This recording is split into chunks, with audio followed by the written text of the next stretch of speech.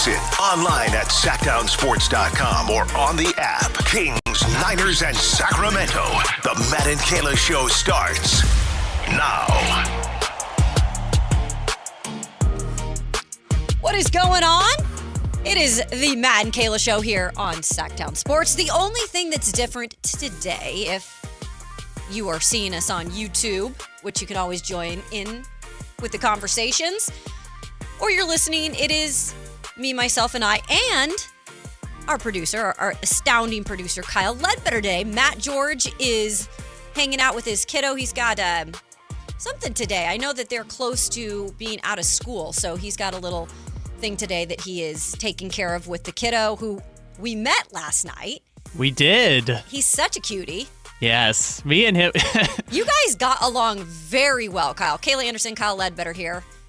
Oh, you didn't even see at the end of the night, too. Oh, I didn't, because I left right before the night because I wanted to get out in terms of the craziness that is the parking lot.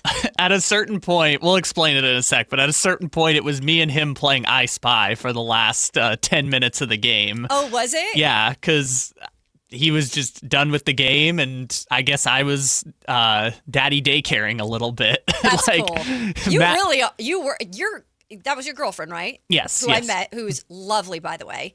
She was like, man, he's kind of good at this. I was like, oh boy, here we go. You know, here we go. I like little kids, and they switched seats at some point, because originally it was me and Matt sitting next to each other. Right. And then at some point, Artie was sitting next to me, and then I became his source of entertainment, which I'm sure parents appreciated, having to not parent their kid for at least 10 minutes, but it's nice. I have a little break like that. Yes, but after you left, it just became me and him playing I Spy for the ninth inning, which by that point the game was pretty much over. The game was over. Yeah. Although we did get a Sody pop right at the end. Soderstrom hit a meaningless home run right at the end. Yeah. If you are joining the show, first of all, thank you for tuning in today.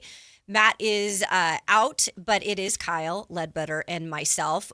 Matt will be back tomorrow. We're going to be on assignment. We're actually going to be out in West Sacramento as they're doing some things for the announcing of potentially getting, speaking of baseball, Major League Baseball team here. So we will be live out there, and we'll have some more details tomorrow to bring to you. And then Friday, he is out as well. So you're going to have Kyle and Kayla on Friday. But for right now, we're excited because we went to the game as a show last night. We're talking about the A's and Mariners game at Sutter Health Park. I have never been to Sutter Health Park, but it gave me an excuse because my Mariners were in town, and obviously Matt is a big A's fan. Kyle was, I think, more supporting my Mariners last night, and the game was great. The Mariners did win 4-1, and Matt was very nervous at some point because the A's did not have a hit, and he threatened to not even come in on Thursday if they didn't get a hit. That did happen. They did eventually get a hit. I think it was 12 up, 12 down, if I remember. So I think we went into the fifth inning with a perfect game. And by that point, I think it was already 4-0. But Matt, he was into it, rooting for the A's. And the idea of them not getting a hit at the one game we all went to, oh my gosh, it was so funny. He was losing it for just a little bit. They got the hit pretty much right off the bat in the fifth, but just for a minute, we were Oh, Matt was spiraling. We were excited. Yeah. I wanted it for you. Right. And our M's, but Matt was, every time they would ground out, he's just like, get a hit, get a walk. It was funny because, I'm looking at the chat and always love you guys that are in the chat. But it's funny because they were like, well, Matt's not here today to defend De'Aaron Fox, which, by the way, we will get to plenty of hoops talk, NBA talk, Spurs versus Oklahoma City last night. We will get to that in the top of the 11 o'clock hour. We will also preview at noon. Brendan Nunes wrote a great piece up on Keaton Wagler, and we'll break down some of that. Also, the Kings are bringing in some prospects for workouts. And some of these guys are local guys that are just getting a chance here, but there is an Arkansas player that I believe TC has mentioned many times when he's called in that we are going to talk about and what that could mean potentially if the Kings could grab a guy like him. So we'll get to all of that. Plus, Nick Wagner is going to join us at 1 p.m. as the 49ers open up OTAs today. But we wanted to start things off because I love baseball, and I do believe Sacramento should get an opportunity to get a Major League Baseball team here. And I know that there are other cities in the mix, right? You've got Salt Lake City, who, if you guys listen to this show or watch the show, you know I despise. And Utah's getting all the pro teams now. I'm done with them. Done with the state. It's so funny. And that is not changing. People who don't know because they're not chronically online, we've posted these clips on the internet, and people from Salt Lake City are going after They're Kayla. going after me. They called me out. You guys know I'm super transparent.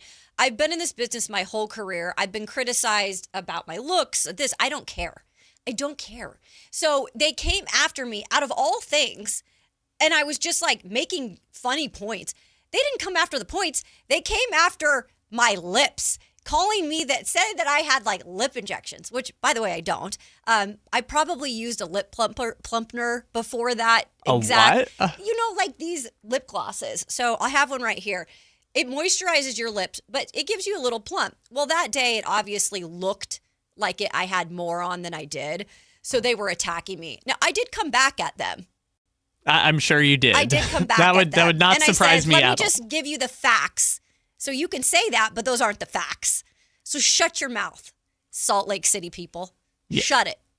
Yeah, we did. Not our bosses, like though. jazz? Love you. Love our bosses. Yeah, Kayla's really taking shots at the corporate overlords who think she has big lips or whatever. But no, in all seriousness, we had a great time at the game. Thank you to the A's for hosting us. Thanks to Matt for getting that all together. Got to meet Matt's wonderful wife, your girlfriend. My mama was there. Your mama was a fun time. Did you like my mom? Yes. She's very interesting. She's an interesting lady. Yeah, I could tell it took her a second to kind of get comfortable with us, but after that, your mom was a fun time. Yeah, she had a blast, and the park, by the way, is beautiful. It's really fun to watch a major league team play in a smaller park because it's AAA, right? It's the River Cats Stadium. And so it is kind of like watching spring training in a way, but you're not. You're watching some of the biggest teams in baseball play. So that was fun because it's very quaint and everything. And I turned to you and I said, Kyle, I'm really impressed with the amount of fans who are out here tonight because we're coming off a Memorial Day weekend where there are people that are busy doing their late cabin things and they're tired. And for people to be at that game on a Tuesday, it was a great crowd. Yeah, it was. I think it was probably like 80% full if I had to guess. I know our friend Chris Biederman kind of does the list of the numbers regularly. But last year when he was putting them together, the ones that would be the lowest, which is like in the 5,000, 6,000 range last year, it would typically be the Tuesday games because it's the middle of the week. It's not a day game. People don't want to go out necessarily on a Tuesday if they can go to a Wednesday day game or a Monday Memorial Day or whatever it is. But it was a solid crowd. Granted, good amount of Mariners fans, which makes sense because the Mariners, there's people from Seattle who live everywhere. But I did think that there was a good crowd. A lot of people on the grass, which I was a little bit surprised by. I went to a lot of games last year, and this is the first one I'd been to this year. And I could tell, compared to the Tuesday games last year versus this year, this was a stronger crowd. Yeah, and I say that because I'm somebody who just moved here about 8 months ago. And I'm excited to call Sacramento home. I'm going to be here for hopefully the rest of my career. I really love the people here, and it's a good, happy medium. It's not too big of a city. It's not too small. With saying that, it is a market 20, and that is big enough to house more than one professional team. And I know that Kings are always going to reign at the top here, as they should. This is such a great basketball city. But I believe fans should be rewarded with more than one team in a city like this, where I know that the sports fandom is here. I think that when you are talking about expansion, there are other places out there. But I think for some reason, because the Giants and the A's no longer the A's, obviously the Oakland A's, but the Giants are still in the Northern California area. They're like, we don't know if Sacramento can handle a baseball team. Hogwash. That's hogwash. I don't want to hear it. California's a huge state.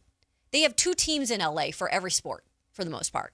And they're within like 50 miles of each other. Exactly. And Northern California is just as big. Like there's 2 parts of Northern California. So I think as long as they, again, I don't know if this is even going to happen. We'll see what happens on Thursday with the announcement. Like they need an owner, but they look to have the land space and the money. And I believe the fan support is here. And I'll tell you right now, this year, in terms of showing up in attendance for A's games, I know they haven't been great at home, but it looks good in terms of the Sacramento fan base. It has been stronger this year. And right. I think the morning show was talking about this a little bit. Like, you just see more people wearing A's stuff around town than it was last year. Yeah. Last year, it was just like the A's are here, but you've got the diehards who ride for the A's, and everyone else is just kind of like, whatever. It's kind of sucker too, because I think people from Oakland have moved on a little bit. I think people from Sacramento have moved on from the immediacy of like, I just saw this team in Oakland and everyone was crying at the last game. Sure. And now they're here. I think some of that has worn off a little bit too. And I think it's more not acceptable. I just think more people are coming around to the idea of the A's being in Sacramento than it was last year. It also helps that they're in first place, even though they are below 500. What is their record at Sutter Health this year? Because it's not good. It's not good, which is seriously a little mind-boggling to me, considering the fact that it is a hitter-friendly park and the A's have the bats. So the A's are 10-14 at home this year, which is okay. That's surprising to me. Second worst in the American League. The only team that is below them, the Boston Red Sox. Well, and they're just kind of a crap show as it is, right? I mean, they are one of the worst teams. Exactly. I'm looking in the National League. So it's just the Rockies. Okay, so the only teams with a worse home record than the A's this year are the Rockies and the Red Sox. Okay. But the A's are somehow in first place. Hey, they'll take it. For now. I mean, if the Mariners win today, the Mariners jump them. Yeah, so the Mariners could sweep today. That game coming up. Is it a day game? It is. We're gonna have it on the show. We're gonna have it on the show. Perfect. So we have a day game between the A's and Mariners. A's trying to avoid the sweep. Also, kind of crazy with Nick Kurtz last night, because we were talking about their trouble getting their bats going last night. I just saw this morning when I was up doing my research. Nick Kurtz broke a 48-game on-base streak, which is a bummer because that is a heck of a streak that he had going. And last night, it came to an end versus the Mariners. What are the odds that the one game we go to is the first time since the ninth game of the season? Yeah. That's basically the first week of April is the last time Nick Kurtz didn't get on base. And now the one game we go to, poor Matt, man. But hey, no. Let's stop here. Matt, and I let him do it. Matt yesterday, I should say, on the show, he was boasting about them A's. He was boasting, and he said, my A's are going to whoop up on the Mariners. You know, the A's are going to get their business done. Because, again, the Mariners took game one. And I sat back. You guys have it on video. Yeah, I sat back, and I said, all right, I'll let you talk your ish. And then, you're not going to be here for me to come back at you. But I'll get there. So Matt yesterday lost his 10-game winning streak in our streaking game. Oh, I forgot about that. Yeah, because he picked the A's. That's right. And I picked the Mariners. Good job.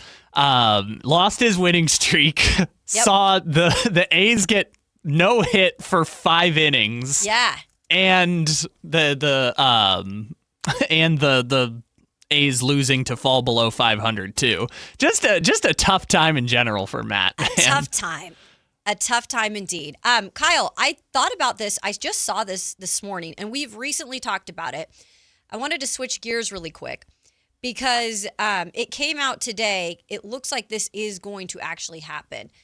We spoke about the NBA draft lottery and the process of how it is televised and This last one too, like the reaction wasn't as great as I expected it to be with some of these top 4 teams. Like it was very, very flatline, especially with Washington getting the number 1 overall pick. You mean John Wall being John Wall being like, oh, cool. Like Yeah. I would literally be doing somersaults and like the splits on set. Like I would be so excited if we saw the Kings get the number 1 overall pick. And I know they can't get too excited, but there was like no enthusiasm with any of these people representing the top 4. I mean, sometimes they do. There's the famous video of, what is his name? I think it was Gund. Anyways, the owner of the Cavs was on stage when they got LeBron James. Yeah. And when that number 1 was revealed, he was like, yes! Oh, yeah. And I like that kind of stuff. It's like show some enthusiasm. I mean, you're excited. But anyway, the report is they are going to televise the actual lottery part where they're going to pick the ping pong balls up. And that is, I believe, how they are going to do it moving forward. That's what at least is being reported. Like I don't believe they're even going to do the whole reveal thing. I think they're just going to make it a live event to show the transparency. My question to you, Kyle, is why did it take this long for them to do something like this and to actually show the picking of the lottery balls? Okay, so I don't know, because back in the 80s, this was what they used to do. And then at some point, they switched to the system of like the envelopes are all on the wall and they do this reveal. And I think it was the drama of like the reveal of the envelopes that I think did it for them. But I don't know. I think in this new system, it got a little convoluted because Deuce Mason, our friend here, got to be in the room. Yeah. And he was kind of explaining this time. It's like they pull 4 combinations of ping pong balls, and then you have to look to a sheet, and the sheet tells you which pick. It was just the system itself was so convoluted that I don't know if it would have made for good television anyways. But in this new system, it's like you get 1 ping pong ball if you're a play-in team. You get 2 ping pong balls if you're a play-in loser or the relegation zone.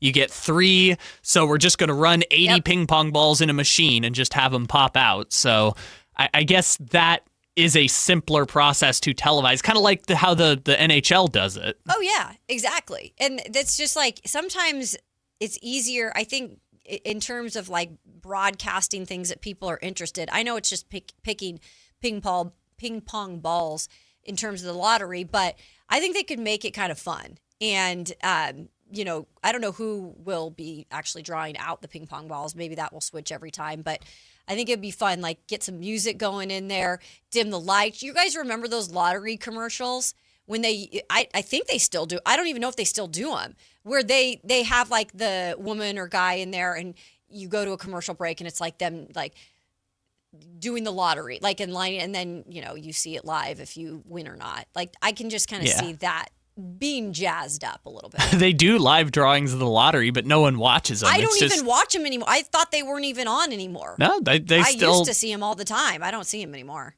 They're probably like live streamed on some website or something like that. Because they used to be on cable television, I'm guessing. That's where I would see them all the time, and I was like, oh, mom and dad got a lottery ticket. Let's see if it's the winning one. But yeah, so. That's fun. It'll be interesting. I think the whole new lottery system is going to be interesting to see in practice, because we talked about this before. There are always unintended consequences whenever they change this system. Yeah. Right? The new one, when they flatten the odds, it just incentivized teams to tank from the middle. Right? And that was the unintended consequence. So they're making this big correction now, but there's probably going to be unintended consequences we don't foresee until we actually go through a year of this system. Like, our team's going to try and tank out of the play-in. Our team's going to try and tank out of the relegation, like try and win out of the relegation zone. Our team's still going to play young guys and prioritize development, even if they're in the relegation zone. There's so many unintended consequences that I'm just curious to see how they'll play out. So this Yahoo Sports report that I'm sharing with you this morning says that they're still working on how the format would look. And it's funny because in our YouTube chat, which you can always chime along with, Nick V says, don't use ping pong balls anymore. Let's use a roulette table. and do the spinning of the roulette wheel and determine it that way. Drop a ball in the roulette wheel, and you see all the logos on the roulette wheel, and it's like, it just went past the Kings. It would be kind of fun. It went past the Kings. That's the one. I told you this one day on here. I don't gamble, so I don't really know a lot about it. But the one thing that I've done is the wheel, and that is so fun to me. And I'll put money on that. I'll try that. So it would be fun, for me to watch that. I'd be all about it. All about it. It would be heartbreaking to be the team that is literally the one next to whatever team it lands on. Like it lands on Wizards, but Kings was the one directly right next to Wizards. Oh, that would just be brutal. And people would have those screenshots for the rest of time. Oh yeah, absolutely. It's fun though. I know it just seems stupid to talk about, well, they're going to change up how they do the whole lottery system and how they're going to televise it, but I think they could make it kind of fun. And I know, if anything, I'm curious to what you think on this, but you believe it will help us and some of the fans that are a little bit skeptical about, is this rigged? Is it, I don't believe it is. But there are always those people out there that say, hey, wait a second. The NBA has definitely got their hands in this. Transparency is always key. The thing I've always said with this, and it's so funny, is I know that the lottery is not rigged, but the NBA does a really bad job at not having rigged results. I know. The idea of LeBron ending up with the Cavs in 2003. Derrick Rose ended up in Chicago, and he's from Chicago, and they had a 1% chance at winning the lottery. Sure. The Pelicans getting Anthony Davis while the league owned the team. Cooper Flagg ending up on the Mavericks after they just traded Luka Doncic. I know these results are not rigged. Wemby going to the Spurs over the Hornets or one of those other I know these results are not rigged, but they do a terrible job of having results that don't appear to be rigged. Exactly. So maybe this would calm down the people a little bit being skeptical about that. So I'm trying to read some of these great. Okay, what will be the most exciting for me? So we've got another one. I don't know if is it pronounced Yilzy. Sorry, I'm hoping that's how you pronounce it here on the YouTube chat. What would be the most exciting for me? An auction kind of system, so it would be fun to watch the bidding process. Could you imagine? I mean, that would be crazy. The idea that teams are gonna auction. There's some problematic elements to that, but the idea of teams doing an open market free agency for draft picks, I think, is the way that you can disincentivize tanking a lot, is if it just becomes hey, you can pay whatever you want to build around these rookies. Do you know how much Brian Windhorst reported teams would pay $100 million for just the rights to the number one pick? Because that's what we kept saying about this year's draft, is that, that number one spot for so many is valued at that amount. And especially, this draft in particular with, a handful of really, really good talent that you could get there at number one.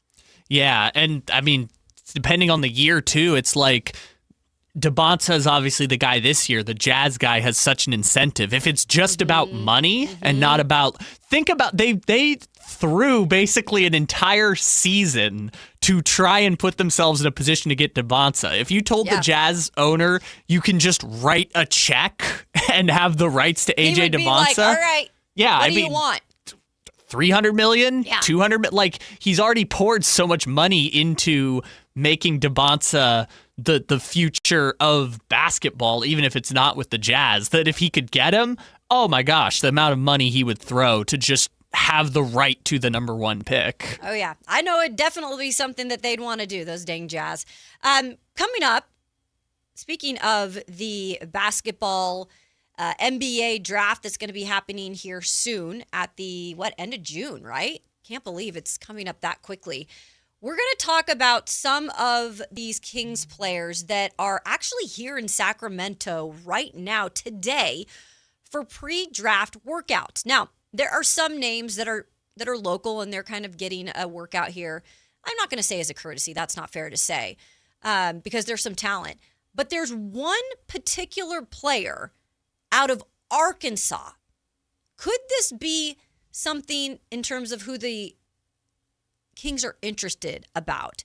And it's not the guy we've been talking about in Darius Acuff. We'll have that and much more here on the Matt and Kayla Show coming up here on Sactown Sports. Have the Sacramento Kings quietly begun modeling their roster after an Eastern Conference contender? We making something nice here with the Sacramento Knicks. That's what is going down, guys. The 916 Knicks. The 916.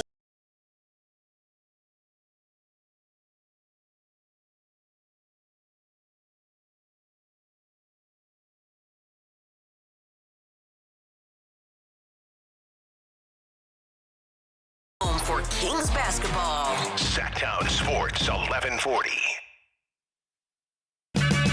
Check engine or ABS light on? Take the guesswork out of your warning lights with O'Reilly Veriscan. It's free. Ask for O'Reilly Veriscan. O'Reilly Auto Parts. Support comes from Amazon Business. Free your team from time-consuming procurement tasks. Discover smart business buying where unmatched selection meets AI-driven tools to simplify complex processes so you can focus on what matters most. Learn more at amazonbusiness.com. I move mountains for a living. Literally. That means I don't carry hand lotion, and when it comes to serious heartburn, I don't mess around with anything but Rolaids Max Strength. Its dual-active formula has 1,500 milligrams of calcium carbonate and magnesium hydroxide that relieves heartburn fast. And the best part? The roll fits right here in my pocket, so I can get back to moving mountains. Rolaids spells powerful relief. 1,500 milligrams is our highest amount of antacid per tablet. Read each label. Use as directed. Keep out of reach of children. It's time to celebrate everyone's favorite mascot. Join the Sacramento River Cats for Dinger's birthday on Sunday, June 7th at Sutter Health Park. Help us celebrate with baseball, smiles, and tons of family fun. Get your tickets at rivercats.com. Sacramento! Now you've got a place for all things dance. The all-new Energy 100.5 HD2. Where dance music lives. Dance vibes anytime and any place when you get the free Now 100.5 app. Or listen at 100.5 HD2. Is the volatility of the stock market driving you crazy? Is your retirement account sinking, yet you're getting older? And you're starting to worry about, will I have enough for retirement?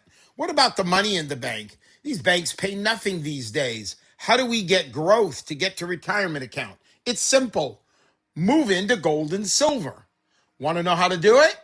Listen to my show, Striking Gold, with me, Kenny Michaels. In 1962, Big O Tires began a revolution in the tire industry. Now through June 14th, celebrate with our 64th anniversary sale. Buy 3, get 1 free on 4 select in-stock Big O branded tires with installation purchase. You'll also get our industry-leading ProTech Plus warranty, free. Year after year, we turn big problems into no problem at all. Big O Tires, the team you trust. Installation required. Disposal fees and shop fees extra where permitted. See store for pricing. Eligibility may vary. Not valid with other offers.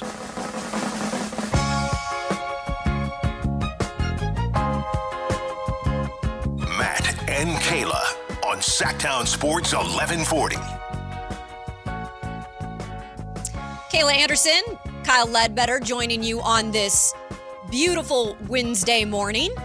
Thanks for everybody tuning in or watching us on the YouTube app. You can always chime in if you'd like to, calling us, especially at that lunch break hour at noon, 916-339-1140, or the text line, 1-800-920-1140. We always love anybody who wants to chime in on conversations, and maybe you have an opinion about what we're going to talk about next. Kings hosting a number of prospects today in Sacramento for pre-draft workouts.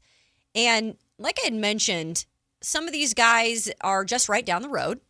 And some of these guys you could potentially see as second rounders that they could sign, and it could fit very well here in Sacramento. This is just the beginning process of all this, really.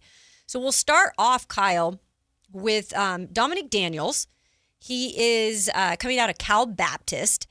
And I know you have on here Jeremy Woo's big board rankings. He is unranked on the big board, and did some research on him last night. Dominic Daniels, is a guard out of Cal Baptist. He was the WAC Basketball Player of the Year. He's a little guy, though. He's 180, 5'10", 180 pounds. 5'10", wow. 5'10". He's a small guard. That's a Monty McNair special. He really is. But he was a top 10 scorer in Division I hoops last year, averaging 22.6 points per game over 30 starts in terms of last year. He shot 45.5% from the field and 3.3 assists. Now, this is a smaller guard, like I said, way undersized. He's not ranked on boards, but not too far from down the road. And it doesn't hurt to bring in guys like this and to give them a tryout. I mean, especially when you talk about Sacramento and their G League team in Stockton. Like, they do a really good job of developing and just bringing guys in there because you've got to have those guys. Yeah, I mean, Stockton's been kind of a launching pad for coaching candidates. I know, obviously, Bobby Jackson was the Stockton coach and now comes back as essentially the defensive coordinator for the Kings. Lindsey Harding, who was the coach, is now on J.J. Redick's staff. Coach Q from a couple years ago was in Portland this last year. So even though they've had high turnover of coaches and turnover of players, the Stockton program still is consistently one of the best in the G League. I mean, they've been to 3 straight finals, I think. Yeah, so, it's pretty incredible. Yeah, Dominique Daniels is one of those classic. He will probably be a Stockton King if he's going to get picked up, which is why it's good to bring guys like that in that are at least local. Yeah, why not? Kylan Boswell out of Illinois, shooting guard, expected to be a late second-round pick. Comes in at about 6'1", 226 pounds. He's got a 6'7" wingspan. Not the greatest in terms of his three-point shot, just 27.2% from 3 over the last 2 seasons at Illinois. And again, taking kind of a backseat to some of the other stars. We'll go over Keaton Wagler later on at the noon hour as we get Brandon Nunez's breakdown that he wrote up about.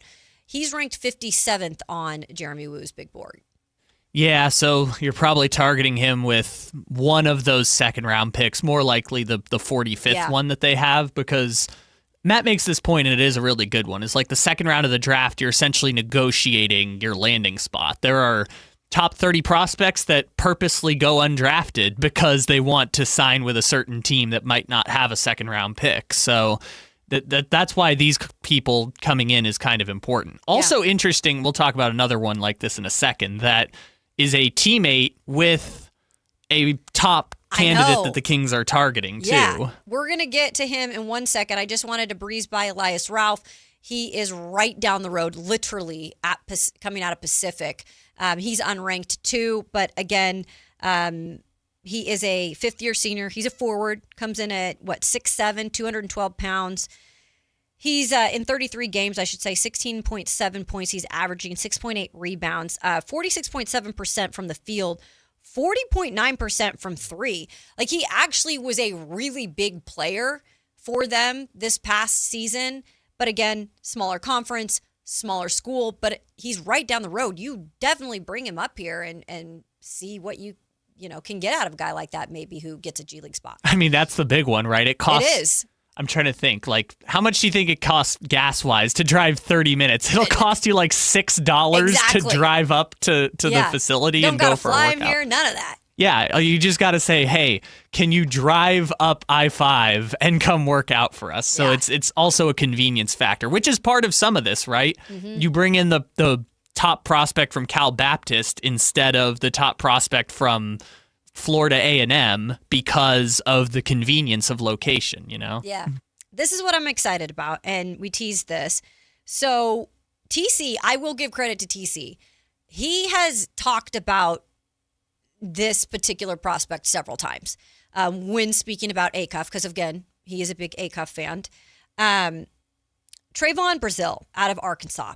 He's 6'10". He can guard multiple positions. What's interesting about Brazil is when Arkansas, I believe it was Musselman who was at Arkansas, who left Arkansas. When Coach Cal took over Arkansas's program just a couple years ago, the whole entire program was he lost every player almost. Like, they gutted the program. Now, Brazil was one of those guys that stood around. And Coach Cal saw something in him that was like, we got to continue to work with this guy. Like, we can see something in this guy. Like, he has a high ceiling. He had, I believe, gotten off to a really good start, and then he dealt with like an ACL really early in his career as a Razorback, but came back, and obviously in his 45 final games of his career, he averaged 13 points, 8 rebounds, 2 blocks, 1 assist, 1 steal per game. The biggest thing about him, he like rarely turns over the ball. This is a guy who, again, defensively you could get something out of, especially like, could you imagine Acuff? You get him at 7 and you bring his old teammate in who can help you defensively. That's been TC's whole point. Oh my goodness.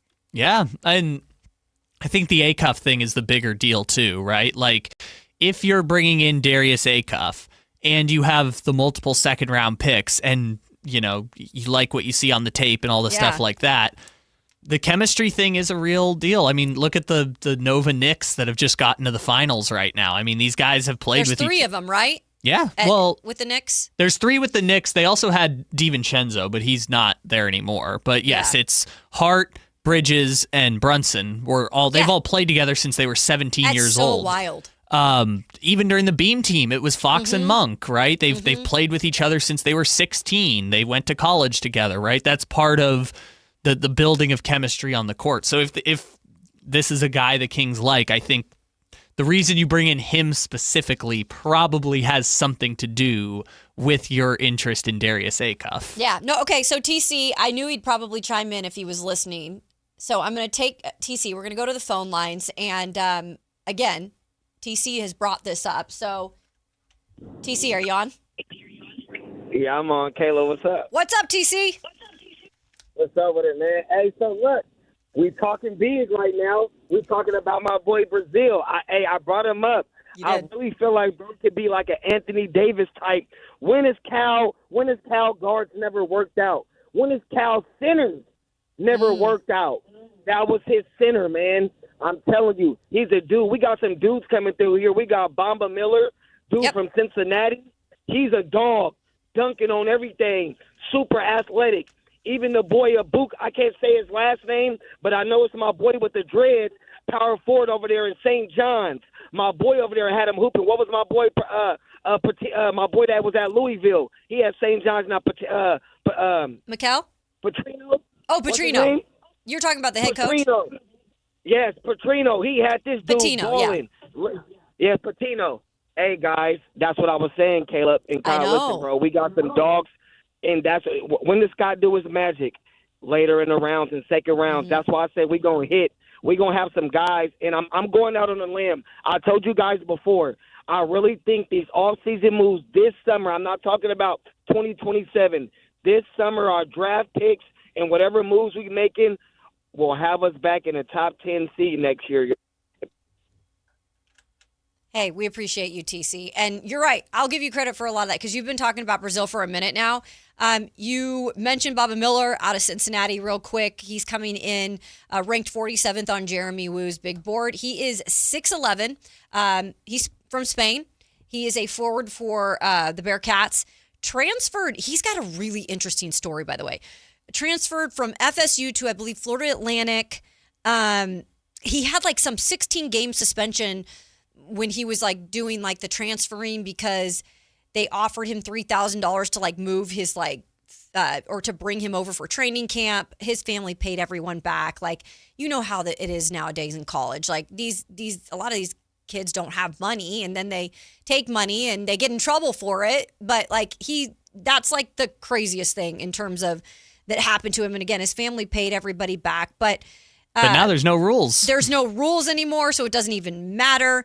But I'm looking at this, Kyle. I don't know if you did much research about him, but it looks like in terms of like his scoring translation at the next level is definitely a guy who he can set the screen, but he can also play like a finisher, like be that second like chance point getter. So he is an interesting one though. Yeah, it seems like a lob threat type of player. That's exactly. Yeah. You run the what is it? The pick and rolls where you're throwing the lobs up. You see I I guess you see it some with Hartenstein, but you see it a lot with like the Rudy Gobert type centers where it's like, or Jakob Poeltl. It's like you run a lot when he does play. Well, yeah, when Poeltl does play. There's a specific, Duren gets a lot of this too. There's a specific archetype of center where it's you run a lot of pick and rolls, a lot of lob threats, things like that. You can make it work on offense, but defense is where the bread is going to be buttered. And then they're also bringing in Chauncey Wiggins from Florida State. He was originally at Clemson. And then transferred over to Florida State. He's unranked on that board too, 6'10" forward. He's got he's about 47.9% from the field, 38.7% from three.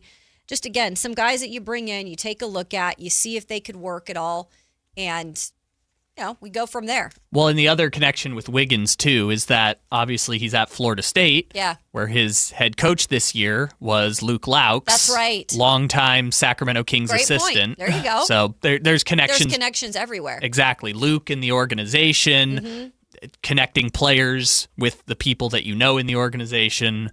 That's sometimes part of this process, too, is who you know and who your coach can get you workouts with and potentially get you into the Stockton program. Situations like that. That's part of the process too. I'll tell you this too before we go to break. We will update you because I know our local media and in terms of our own people here at Sactown Sports, they are there for these workouts. So if we get anything interesting in terms of sound or quotes from any of these prospects, especially Brazil, we'll let you know and we'll bring it to you throughout the program. But coming up next, man, my Q&K is just taken over this week. I don't usually do it on Tuesday. I did it yesterday. We have kind of a Q&K coming up next as we transition to college football. It's crazy to think we're already talking about it, but August is right around the corner. There is a major conference that is making, I believe, some sort of a major threat to college football. We'll talk about that coming up next here on the Matt and Kayla Show on Sactown Sports. Take Sactown Sports with you everywhere you go with the Sactown Sports app. The most in-depth coverage of the Kings and 49ers. A library of written and video content. And all your favorite personalities all in one place. Download the Sactown Sports app today and get in on the action. Your local sports leader. Sactown Sports 1140.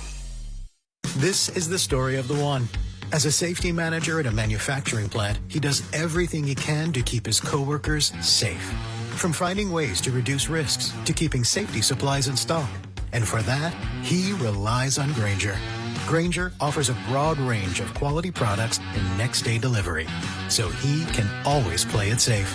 Call 1-800-GRAINGER, click Grainger.com, or just stop by. Grainger, for the ones who get it done. This is the sound of Claire, cooking dinner at home. And that's the sound of a fraud alert from Wells Fargo, flagging a charge for a pricey restaurant in Paris. Considering Claire isn't in Paris right now, that seemed odd. To the bank and to Claire. 2 taps later, Claire says nope to the charge, and Wells Fargo is on the case. However you make money work, Wells Fargo can work with that. Wells Fargo Bank, N.A., member FDIC.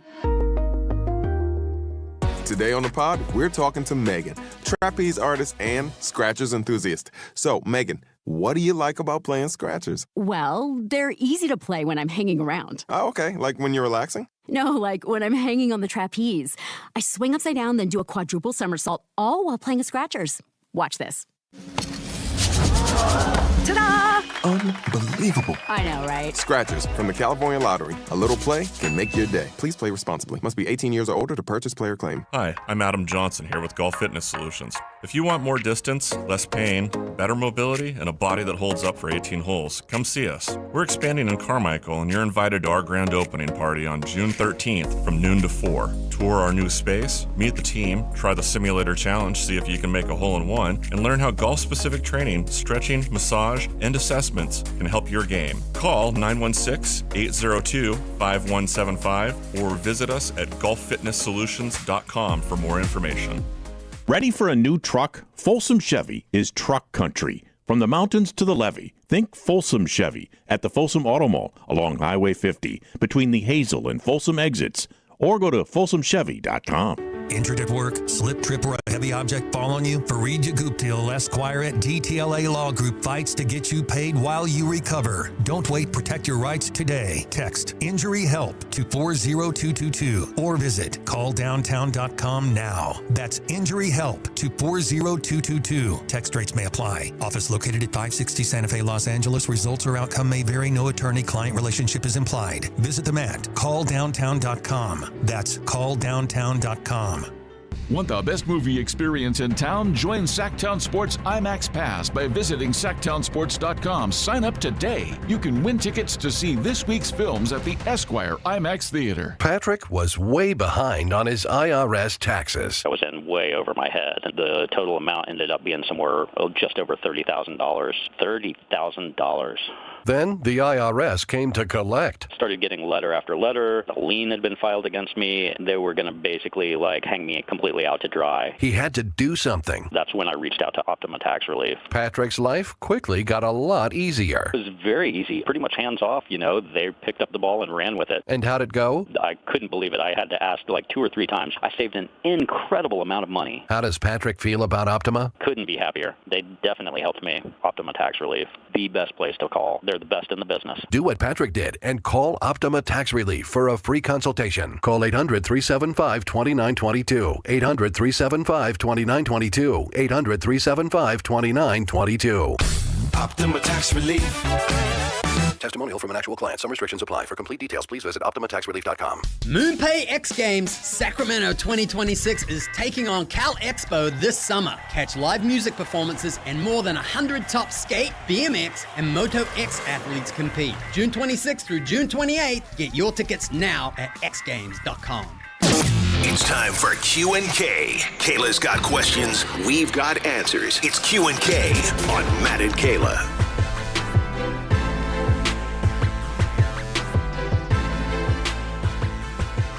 All right, it is that time. Usually it's on Mondays and Fridays, but heck, I feel like we're just going to do it every day this week. And then we'll get back to your regular scheduled programming. Tomorrow's going to be weird because it's a remote show and they're doing an announcement. We're probably not going to do it tomorrow, but there's an announcement going on tomorrow down in West Sac. We'll have all the details for you, obviously, tomorrow when we join you guys live down there. Matt will be back tomorrow, and then he's out again on Friday. When we'll have another Q&K. We'll have another Q&K on Friday. So I thought we might as well just add this to today because we don't talk a ton of college football on this show. I come from a heavy college football background, and I know that there aren't major teams here, but we do have Sac State. We do have. Hey, we got the Mac State, baby. Yeah, we got Mac, coming in here, and further down the road you got Fresno State. There's teams all over here. Yeah. Shout out UC Davis, FCS quarterfinalist 2 years in a row. UC Davis. You went to school there, right? I did, yes. Yeah. That's why I'm shouting out UC Davis. Yes, you should. Aggies up. I do believe. And this is ACC country, Cal and Stanford. Oh, yeah. Well, we took your quarterback, Washington State. Yeah, Pennick, right? Yeah, we'll take good care of him. Yeah, no, good for him. I mean, and a lot of quarterbacks come out of Washington State, to tell you the honest truth. There's a great development that goes on up there. Yeah, I'm trying. There was one that just transferred to. It was Mateer. It was Mateer and Cam Ward before that. Minshew. Yeah, it's pretty impressive for being a smaller school, Washington State. I mean, that's the whole game, though, at this point. I feel really good for the FCS guys that do get the chance to transfer like that. It's awesome. And they have a ton of experience once, they get to that level. Hence why, guys like Cam Ward and them, I think will be successful because they've been through different programs, been through adversity, learned through different offenses, so... Yeah, and if you're obviously you want to win championships at the FCS level, but if you can be that program that can build a reputation on, we will help you get to the next level, then more talented players or guys that burned out at a D1 school will consider coming to your school. Yeah. Well, there's a lot of quarterbacks that go to the SEC. I'll just save my opinion. Grand segue, Kayla. Thank you. You say this, but in 6 years, Washington State's going to be in the SEC. No, they're not. No, they're. You know what? You want to know why, Kyle? Why is that? Because I think the SEC is trying to do its own thing. So they're at spring meetings right now. And Kirby Smart who, look, great head coach, no doubt about it. Needs to get his players in driving school or something, but other than that, he's a good head coach. Hey, zinger. I know. I'm gonna poke anytime I can in terms of like. Well, especially you're from Tennessee too. I mean, they don't like Georgia. Well, I over covered there. Tennessee. Sure, but they don't like Georgia Right. over there. The SEC thinks highly of themselves, and I get it. It's a great conference. I've covered it for majority of my career, but it gets a little boastful down there. I get a little annoyed. I roll a lot. Hence why they probably got annoyed with me talking more West Coast football sometimes. But at the spring meetings, Kirby Smart at the podium said that he is in support of the SEC breaking away and governing itself. My question to you is, does this happen at all within the next 3 years? Or is this even possible to govern itself? And look, that could be govern itself and be their own thing.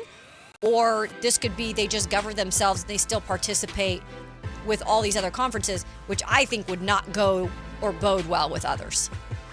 Okay, so this is kind of the difficult thing that I've struggled with the how do you fix college football crowd, because yes, college football has become the Wild West, and yes, there needs to be some level of regulation, but there shouldn't be regulation, because every time we talk about regulating college football, it just comes back to how can we restrict how much money the players are getting, which is not the type of restriction that you need or the type of regulation you need. You need there's rules that need to be put down. Exactly. I saw this story that the Congress is trying to put a bipartisan bill together to regulate college football, and it's creating a salary cap and saying coaches can't move mid-season. And that just sounds like an awful idea, because those are not the people who understand the ins and outs of this sport the best. So in some ways, it is a good idea to have the SEC and the Big Ten have some sort of governing body of people who actually understand how this sport works. But the SEC just breaking off and doing their own thing is not, I feel, going to accomplish it, because that would require the schools to invest in a governing body, which they don't have an incentive to do. Right, and I think there's a lot of words to this. Look, the SEC has dominated for years in college football. I think this last year, they did not. I think the Big Ten was the better conference, hence Indiana winning the championship. I think, really, the Big Ten got that award last year. And they, I think so highly, though, of themselves because they are ran well. The conference does a really good job under Greg Sankey. He's always ahead of it. I always get jealous because being from the Pac-12 that disintegrated, we have a lot of issues with how things were run, and that's probably why they're no longer a conference, because Larry Scott was an idiot. Don't get me started on that tangent. Truly, there is. God. There are so many insane stories. There's one that's the craziest. We don't have to do it. I know, but I know we have Pac-12 people in this market. Plenty of Pac-12 people that would very much agree with me on that. Yeah, there's a few just insane stories of that's not how you run a business. He's an idiot, and hence why we don't have the Pac-12 anymore, except for we have the rebranded one that's I call it the Mountain West. Yeah, exactly. It's the Pac-12, but it's the Mountain West. You call it the state schools, because that's what it is. Yeah. It's all the state schools. It's Colorado State, Fresno State, San Diego State, Washington Texas State, Oregon State. Yeah. It's Boise State. Whatever. At least we have a conference still. You can't, I don't think that this could ever happen, because you're liable for, if anything happens, you as a conference are liable for anything that happens. That's so much money you got to think about, and then you're not getting the full amount of money in college football because you're governing yourself. I just think there's too many little minuscule details. I do understand the frustration of some of these conferences that are doing things well, and they're NCAA, please do something, change something. We need rules on transferring. We need rules on how much the roster can be in terms of money. But I don't feel like that's a hard fix. Well, and the NCAA, it just takes doing. The NCAA also is so far behind the 8 ball because they had years, decades to prepare for this moment when they knew that players were going to get paid. and they didn't do anything, and now they're getting sued left and right over like unpaid NIL from past years. Like the NCAA is not the governing body. They're probably not going to go bankrupt, but the NCAA is in like severe financial distress to the point where like the Trinidad Chambliss case at Ole Miss, for those who are following it, he like sued to get a 6th year of eligibility, and they got a favorable judge in Mississippi to grant it for him. And the NCAA was like, we're not going to fight it. We can't afford the lawyer. Yeah, like we're not going to pay lawyers. We're fighting these other lawsuits. We can't afford to fight this case. So there's the to your point, the NCAA is probably not the answer, but the SEC assuming the responsibility is probably not the answer because these schools don't want to actually regulate themselves. No, that's a good way to explain it. And again, it's just college football ain't the same anymore. I'll just tell you that much. I hope it just gets fixed at some point with some of these little things. I think it could help a lot in terms of like some of these guys staying in one place for a little bit longer. I think that's the biggest thing about being a fan is we can't even keep track of our players anymore, and it's harder to be a fan that way. So just some of these little things, if they get those things in place, I think it will be better in terms of the overall game. Coming up, we got the 11 o'clock hour, and we're going to talk some NBA playoffs. We got conference finals continuing. Western Conference Final Game 5 last night between the Thunder and Spurs. And let's just say the Thunder got the best of the Spurs. Is Wemby getting tired? Does he have enough in the tank to finish it out for the Spurs? We'll get to that and much more coming up on Matt and Kayla here on Sactown Sports.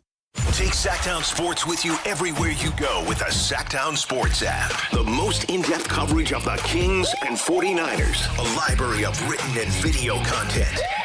And all your favorite personalities all in one place. Download the Sactown Sports app today and get in on the action. Your local sports leader. Sactown Sports 1140. Drivers who switch to Progressive could save hundreds just by bundling home and auto insurance, because you can't go wrong saving money. Unless you spend it on a guitar, never learn to play it, but lie and say that you did. Then someone hands you a guitar at a party and asks you to play, so you decide to improvise this. Well, don't you know that dream... Sorry, no. Dream... But that's not it. Dreams are fun and also good. Yep, you can't go wrong bundling and saving money with Progressive. Well, depends on how you spend it. Progressive Casualty Insurance Company, affiliates, and third-party insurers. Not available in all states or situations. Get in the zone, AutoZone. Welcome to Markdowns for Miles at AutoZone. Got any markdowns on oil? We've got many markdowns on oil. How about on that new STP Any Mileage?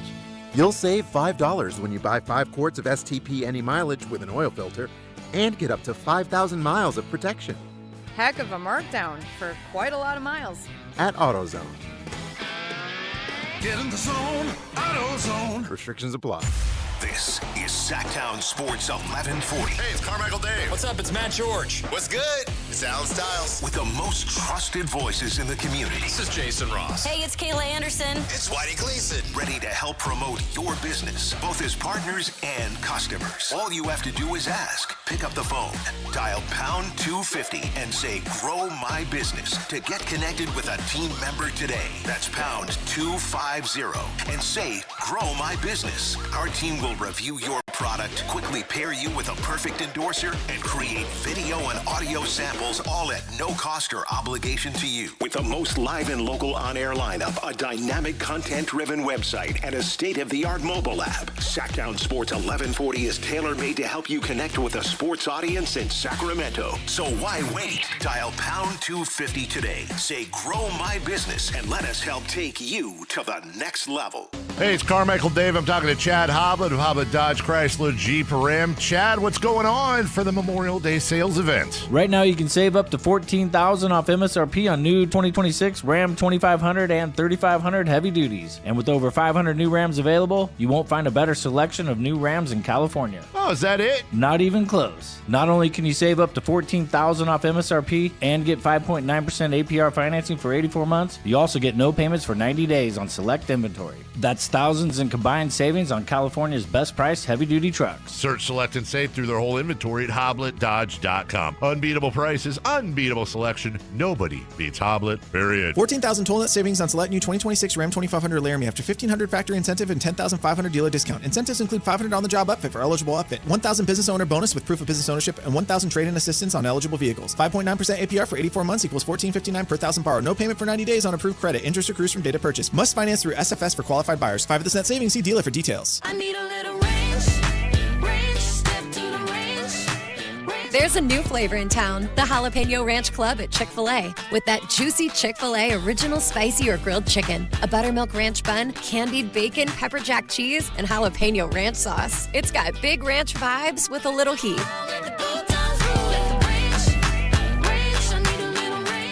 Chick-fil-A's new Jalapeno Ranch Club, available for a limited time only. Order ahead on the Chick-fil-A app. Get in the zone, AutoZone. Welcome to Markdowns for Miles at AutoZone. Got any markdowns on oil? We've got many markdowns on oil. How about on that new STP Any Mileage? You'll save $5 when you buy 5 quarts of STP Any Mileage with an oil filter and get up to 5,000 miles of protection. Heck of a markdown for quite a lot of miles. At AutoZone. Get in the zone, AutoZone. Restrictions apply. KHTK HD1 Sacramento, KYMX HD3 Sacramento. From the Power Business Technology Toshiba Studios. Sactown Sports 1140. Shea guarded by Champagne, playing with 4 fouls. Crosses over, steps back, fires. Angle three-pointer, looks good. It is! Cha-ching, a Thunder money ball. Thunder avalanching the Spurs. The Thunderstorm is in full force. 7-0 start to the quarter. Both free throws good. And the Thunder win game 5, 127-114 over the Spurs. Their second double-digit win of the series, and they are a win away from having another shot at an NBA championship. It's Matt George and Kayla Anderson on Sactown Sports 1140. Woo, it's like a good game of ping pong. Back and forth, back and forth, back and forth in the Western Conference Finals between the Spurs and the Thunder. And you heard it, the Thunder getting the best of the Spurs last night, 127-114 in Game 5. Welcome in to the Matt and Kayla Show. Kayla Anderson, Kyle Ledbetter. Matt George is off today. He is hanging out with the kiddo. He's got an event, and he will be back here tomorrow. And then you'll have Kyle and Kayla on Friday. Except here is not here Right. because we're going to West Sacramento. Well, you guys are. I'll still be in the studio. But Right. you guys will be going to West Sacramento tomorrow for the big announcement of Major League Baseball expansion bid is in full effect, whatever it is they're going to announce. Dave's basically explained what they're going to announce already. So what did he, I missed that this morning, so what did he mention would be involved in the announcement? So from what I understand, they're going to announce site locations, potential plans for funding, both Sacramento and West Sacramento. I think it's a joint Sacramento County, West Sacramento are doing that together. I think Brody Brazil was talking about it. They've been buying land around Sutter Health Park, so it's probably going to be like where the parking lot is right now. They're maybe going to move it up a little bit towards the river, but I think that's probably going to be the location. I don't know for sure. And then Dave was talking about like potential funding plans, stuff like that.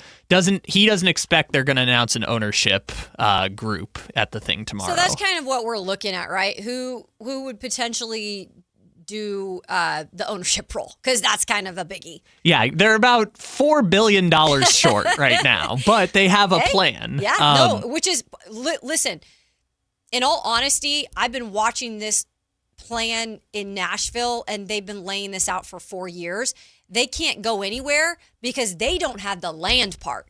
So they've got like potentially the owners, but they don't have the land. The land sometimes is the biggest hurdle to get over and the money to build. So maybe the ownership thing could fall into place. But it's hard to have all at once. That's what's so tough about an expansion team and getting it to your city. Yeah, and I was listening to Brody Brazil kind of talk about it. He does a great breakdown on his YouTube if anyone wants to check it out. But basically, the metaphor he used is it's like you're running a marathon, and to make it to the end is to get the baseball team. And what Sacramento is potentially going to announce tomorrow is that they have a bib number. Okay. Doesn't mean that a bib? Yeah, like the number that you have. Yeah. The bid number? Okay. What do they call it? No, I have no clue. It's the number that you wear when you're running a marathon. Okay. Like Sacramento's getting their number potentially tomorrow. That gets them into the race. Doesn't mean they're going to get to the finish line, but now they're in the race potentially. Okay. Well, hey, I'm looking forward to it. Like I said, we'll be down there live. We're on remote tomorrow, so we won't be in the studio, but we're in here today. Kyle and I, we're holding it down, and we have not gotten to the NBA playoffs talk yet. So let's start with Game 5 of the Thunder and Spurs last night. We were at the baseball game, but we did check in on everything, and of course then, we get to rewatch all that fun stuff on our own time. That's just how the business goes when you're actually enjoying something else live. And it's like Adam Silver said, you can just watch highlights. And there, thank goodness for that nowadays, right? Thank goodness. So the Thunder taking down the Spurs at 127-114. In the previous game, in Game 4, Kyle, the Thunder really struggled to score. And I think they had 82 points in that game. And a lot of it was garbage time, too. Which is wild because in this Game 5, they had 82 points like 3.5 minutes into the third quarter alone. So clearly the Thunder were back on it, and they were back ticking. The biggest question now, I think, is looking at Victor Wembanyama and the physical toll that this series has taken on him in particular. I think the question is, has he run out of gas? And the problem being for the Spurs with that is when Wemby is at his best and in the lineup and doing the things that he is expected to do, they're winning these games. But he's totaled this season alone 2,347 minutes. Has not played more than 39 minutes in a game since game 1. That was that double overtime win where he played 49 minutes. But the thing with him is he just looks to be at least yesterday, he looked to be a little bit tired and a little bit defeated. But then again, he's responded in these games though when he doesn't have the best game. Carmelo Anthony specifically said it on the postgame show. Is I saw a tired Wemby. Yeah. I'm trying to find the quote here. It looks like he was just going through the motions. Tonight I saw a tired Wemby. I saw a young, tired Wemby who couldn't figure it out. And that seems to be the point of conversation today is that Wemby's, I don't know if he didn't get enough sleep or his blue light was on past 9 p.m. or whatever it was, whatever De'Aaron said the other day. Whatever it was, just Wemby just didn't have it. And as someone who needs 9.5 hours of sleep, and is that what you usually get? I try to. That's impressive, Kyle. That's what my body craves. You can't always get it. But Wemby's talked before, he sleeps 9-10 hours a day, basically. And he turns off blue light after 9 p.m. For whatever his reasons were, Wemby just seemed tired. Maybe he didn't get good sleep. Maybe he didn't have something happen, but Wemby just looked tired to people who were watching. He did. And statistically, 20 points for Wemby in this one? But most of it at free throw line. But most of it came at the free throw line. He was 4 of 15 from the field. I mean, that's in terms of shooting. It's not good. 0 for 3 from 3, too. Yeah, it just was a struggle for him last night. I read this stat, too. So when it came to, I believe it was when Wemby was on the floor defending, because he's Defensive Player of the Year. He's known for his defensive game as well. And that just wasn't really there either last night. The Oklahoma City Thunder were 69% on the floor when Wemby was versus OKC in terms of their offense. Yeah, so it just not a good overall game for him, but we can't sit here and just put all the blame on Victor Wembanyama. He has a whole team that goes along with him. But it's is that enough? I'm scared to do this, but are you doing Fox? De'Aaron Fox. Doesn't really matter. Ay. He had 2 points at halftime. Ay. Wemby was 4 for 15 from the field. Fox was also 4 for 15 from the field. Yeah. What do you have? You said 9 points and 9 points, 8 assists. I know. Okay. You said this at the game. Yes. Okay. So at the end of the game, we had the box score up, and we were looking at De'Aaron having the 9 points, 8 or 8 assists and 6 rebounds or something like that. And I made the joke that that's the Ben Simmons triple single. Yep. And I like De'Aaron Fox. No, I do too. But also, he put up a Ben Simmons stat line in Game 5 when Wemby didn't have it. The other one that I've noticed too is that Dylan Harper I know he's playing through the hamstring injury. Ever since the hamstring, he just does not have it. He doesn't look the same. Last 3 games, I think he has 18 points total. Yeah. I looked it up earlier. Yeah. So last 3 games since he injured his hamstring in Game 2, 18 total points, which is 6 per game. He's 5 for 15 from the field, 2 for 7 from 3, 7 assists and 7 turnovers, which is a pretty poor ratio. Like Dylan Harper. The turnovers have been a problem for the Spurs and some of their young players. Castle and Harper, it's been an issue. But I'm chalking up Harper because Harper was excellent in Game 1, excellent in Game 2. I'm just chalking it up to his hamstring is really messed up, and that's probably why his shots are coming up short and he's playing less minutes. And speaking of injuries, though, we look at Oklahoma City, and unfortunately, we do have some bumps and bruises in this series that we're dealing with. But what I've loved about OKC and some of their injuries, because, again, we have Jalen Williams and A.J. Mitchell were sidelined in yesterday's game. So what happens? Well, Sacramento's own Jared McCain enters the game. I believe he got his first start in the playoffs ever, which is awesome. Like, congrats to him. Yes. That's freaking awesome. Although, now that I think about it, I think he's still only 21. He's young. I know, and I forget. But we're talking about a guy that was buried in Philly's, on the Philadelphia 76ers bench, right? Yeah, they gave up on him. Because they had VJ Edgecombe and everything. So this was a guy who was buried, and then obviously he ends up here in OKC. Not the worst thing in the world. And for those moments when you are asked to step up and take advantage of an opportunity, that's what you have to do on a team like this. And props to him last night for doing that. He got the start. I believe he had, how many points did he end up with, Kyle? He had 20 points. So that was big in terms of guys stepping up. Alex Caruso has been so good off the bench for OKC, particularly in this series. Off the bench again last night, 22 points for him. We've seen what he's done throughout this series.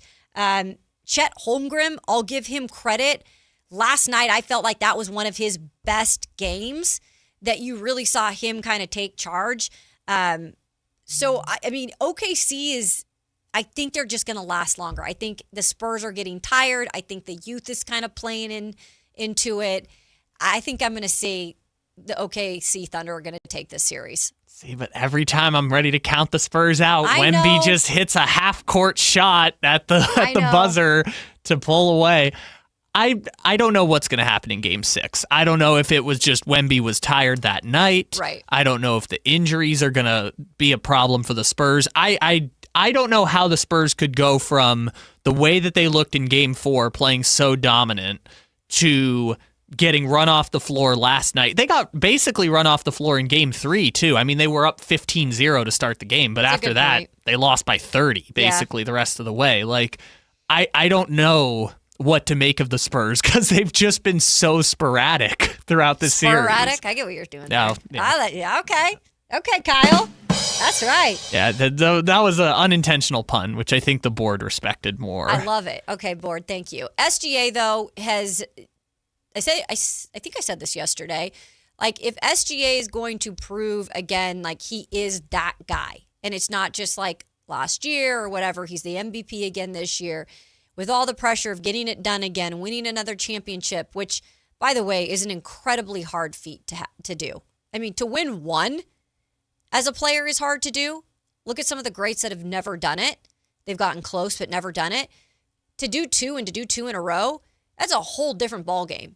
And to do it in a place like Oklahoma City, right? A smaller market, one of the newer markets in the NBA. It's hard to do, but he showed up again last night, 32 points, 9 rebounds. I mean, you see at times like why he is the MVP. Especially when the Thunder are inching closer to pretty uncharted territory. Yeah. I mean, they won 68 and 64 regular season games the last 2 years. They won the championship last year, and people forget they played like multiple 7-game series on their way to winning the finals last year. Like, they've played a lot of basketball over the last, call it like 18 months. Yeah. And this is where the Nuggets fell apart in their championship defense. This is where Tatum tore his Achilles, of course, yeah. but Boston fell apart in their championship defense. It's hard to do. And weirdly enough, it seems like San Antonio is the team that's physically looking tired when OKC has played, counting preseason, 150 basketball games in the last 18 months. And they're doing it without Jalen Williams or AJ Mitchell now at the end. And that's the thing that's always impressive about the NBA playoffs is because they do play so many regular season games. And I know some of the guys sit and rest and all that. But to get to this point, and in a series like this, that it is physical, it is, I guess, a series in the regular season where the Spurs had the Oklahoma City Thunder's number. And OKC just keeps pushing back, every time the Spurs seem to have a little bit more life in them. I really am curious, though, because I joked about this being a ping pong game. It's going back and forth. So the big question really is, is Wemby going to have enough? Because they could finish out the series in Game 6 if Wemby can't do what he's done, credit to him, throughout most of the series, is come back and respond in a big way. Yeah. That's what's so impressive about Wemby is there's a mindset thing there, despite the physical maybe wearing out at this point. That dude has another type of mindset when it comes to the game. Which is why after this year, and he starts to build up that endurance, and he's been through a playoff run, it's gonna be a problem. I would think so. He's going to be a star. And the other interesting thing, I saw someone was making this point, in the games that San Antonio has won in the series, it was game 1 where Wemby had 43 points. Yes. And it was game 4 where he had 33 points in 3 quarters, and then he basically sat the entire fourth. So it's the offense is flowing through Wemby, and I think Mitch Johnson made this point, when Wemby is not aggressive from the start, that's when they fall behind. That is a great, great point. It's about almost how Victor Wembanyama sets the tone for his team. Yes. You're exactly right. And if it's not set from the start, then there's a likeliness that they're going to be playing from behind, and then it's just difficult. Yeah, and we were at the game yesterday, and I think at halftime we checked the score, and it was the Thunder are up 15. How does that happen? Wemby's made 2 shots from the field. Yep. He had made free throws. I think he was at 11 points, but it's Wemby's only made 2 shots, and the Spurs are down 15. But when Wemby's hitting half-court heaves to give them the lead at halftime, the Spurs are blowing out the Thunder. It sounds kind of simple, and I'm sure there's some people in the chat that are saying, this is why you have De'Aaron Fox and Stephon Castle and stuff like that. But, the reason the Spurs are here is Wemby, and the Spurs really are only going to go as far as Wemby. Versus, OKC, yes, Shai Gilgeous-Alexander is excellent, and they run the offense through him. He's the MVP. Scores 20 points per game in his sleep, or scores 20 points in a game in his sleep. I get that. But the reason OKC is here is that they're the best defense in the league. And it's Cason Wallace, and it's Alex Caruso, and it's Chet Holmgren being the roaming free safety that swats shots, and it's Hartenstein being big. That team is built on excellent defense. And Shai is part of that, but it's the others that are the reason why that defense is what it is. No, it's a good point. And again, I do think that youth plays into some of this as well. I personally feel like San Antonio is, in a way, was a little ahead in terms of what they were supposed to be this year.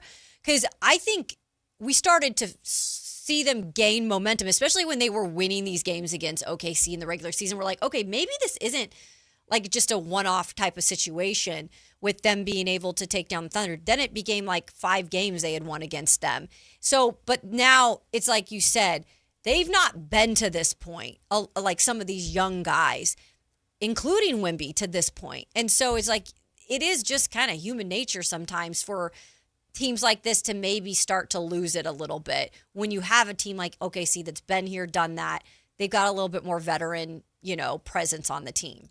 Well, and throughout a lot of NBA history, this is just how it goes, right? As you get into the grind of a 7-game series, and the team that has never been through it falls short against the team that has been through it, right? Oklahoma City 2 years ago is the number 1 seed.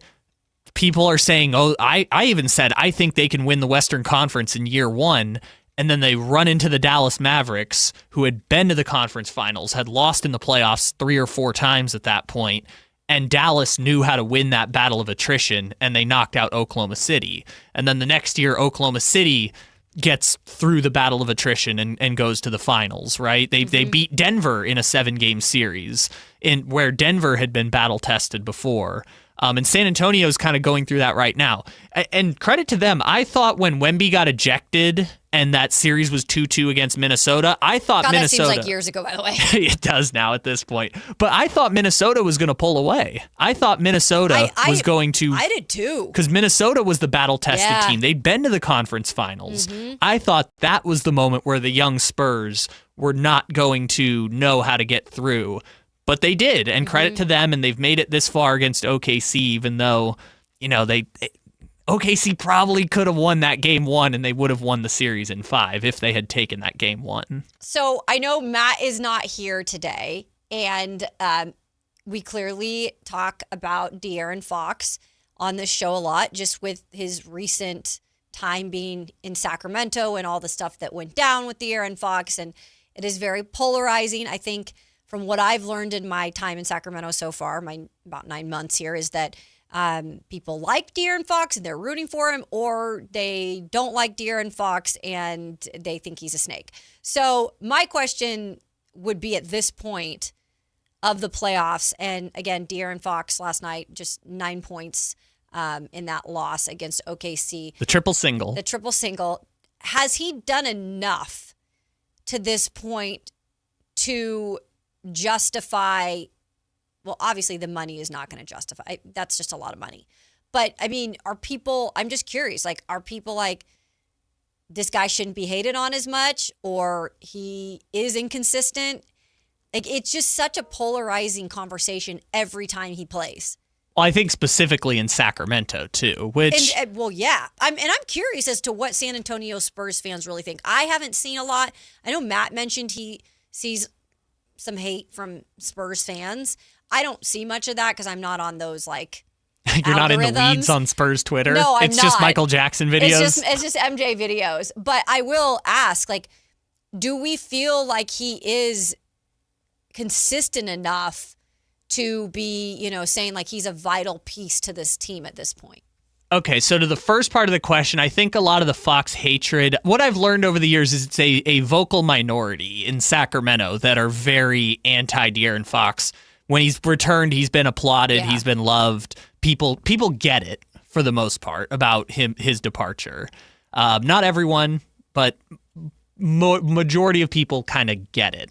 To the Spurs point, I feel like the injuries is part of the factor too, because he didn't play game 1 or game 2. He's trying to power through because he's got that screwed up. I mean, and look, to credit to him, it is pretty screwed up, his ankle. But I think also part of it too is Dylan Harper played great in game 1, and again, doctors will clear people for different reasons, but Dylan Harper popped his hamstring and they lost all of their ball handling ability. And I'm sure somewhere in De'Aaron's mind, again, I know doctors have to clear you and things like that, but I'm sure in De'Aaron's mind, the fact that Dylan Harper can barely go is playing a factor in why De'Aaron has to, even at 70 or 80% or whatever De'Aaron's at. I mean, think about it this way. In his first conference finals game, they told him he could not play, right? That's how messed up the ankle is at this point. You think De'Aaron, who played with a broken finger through the Beam Team playoff run,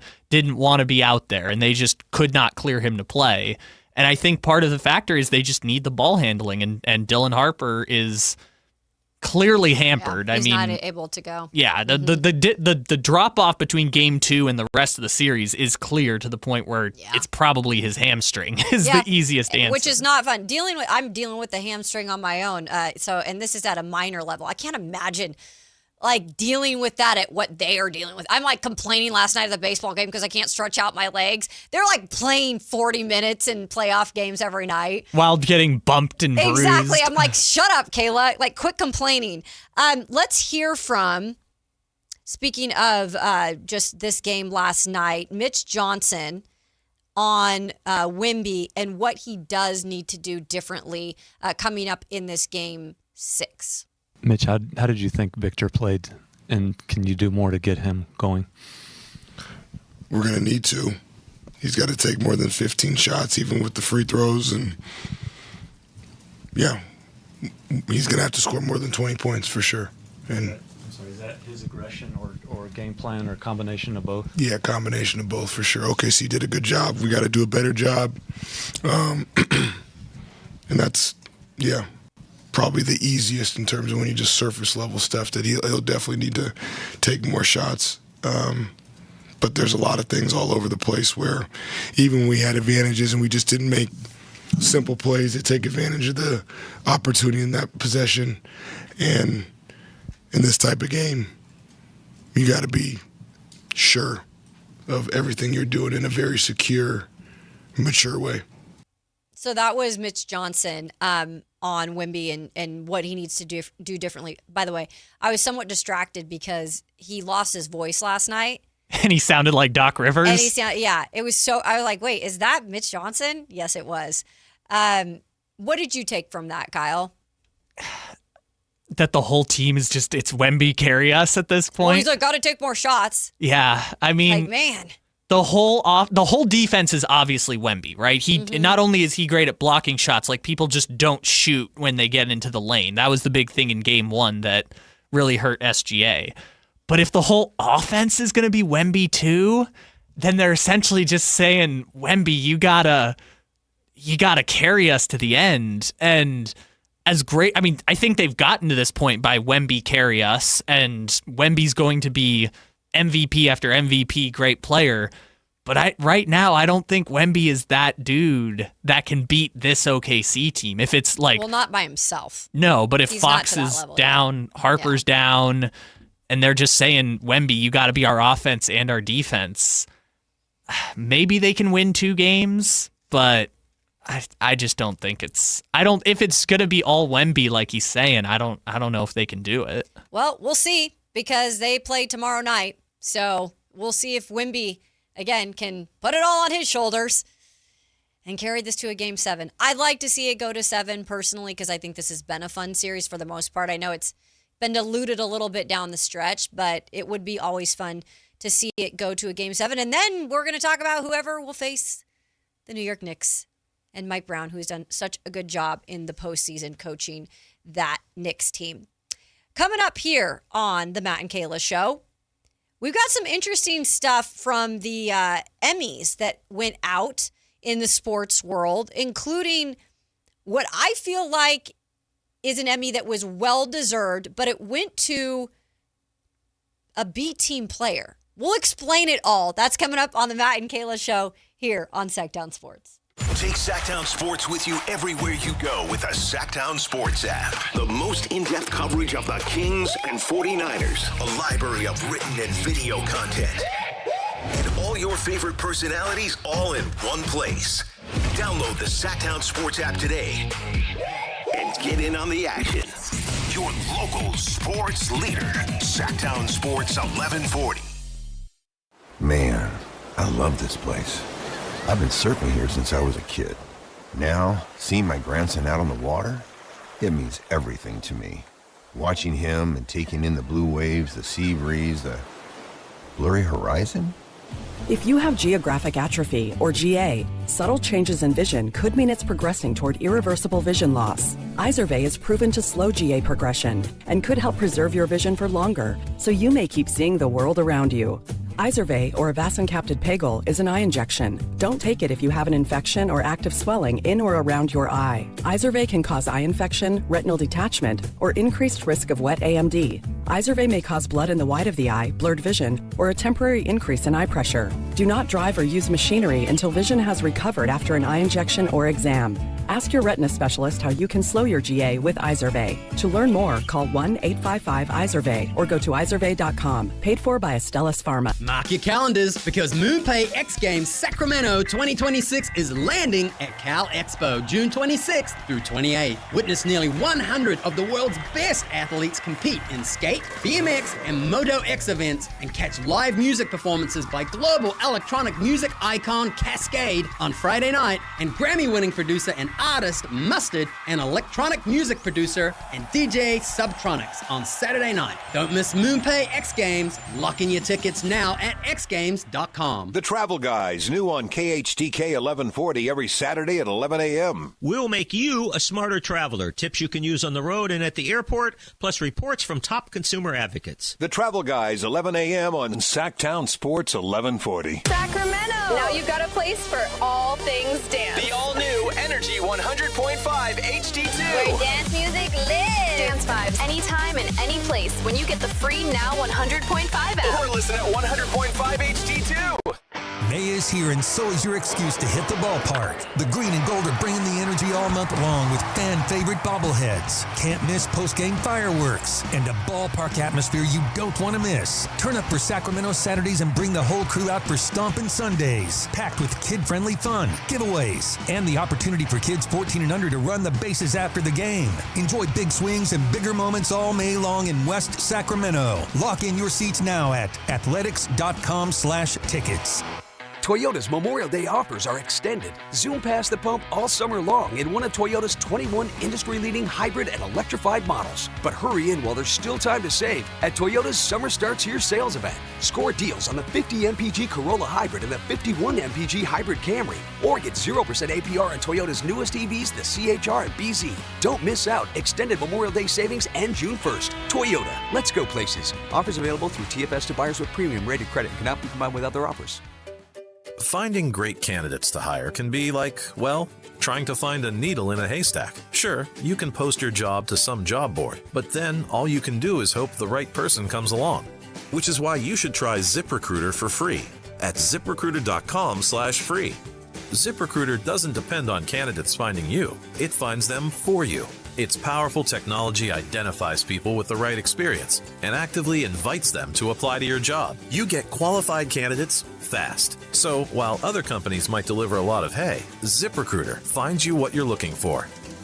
The needle in the haystack. See why 4 out of 5 employers who post a job on ZipRecruiter get a quality candidate within the first day. ZipRecruiter, the smartest way to hire. And right now, you can try ZipRecruiter for free. That's right, free at ZipRecruiter.com/free. That's ZipRecruiter.com/free. ZipRecruiter.com/free. ZipRecruiter. 10 a.m. to 2 p.m. Matt and Kayla on Sactown Sports 1140.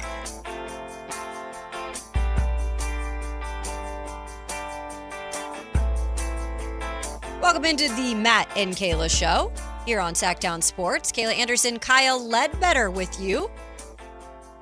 What is it, 11:32, so not quite this afternoon. We've got lunch hour coming up here soon, though. It's late morning. It is late morning.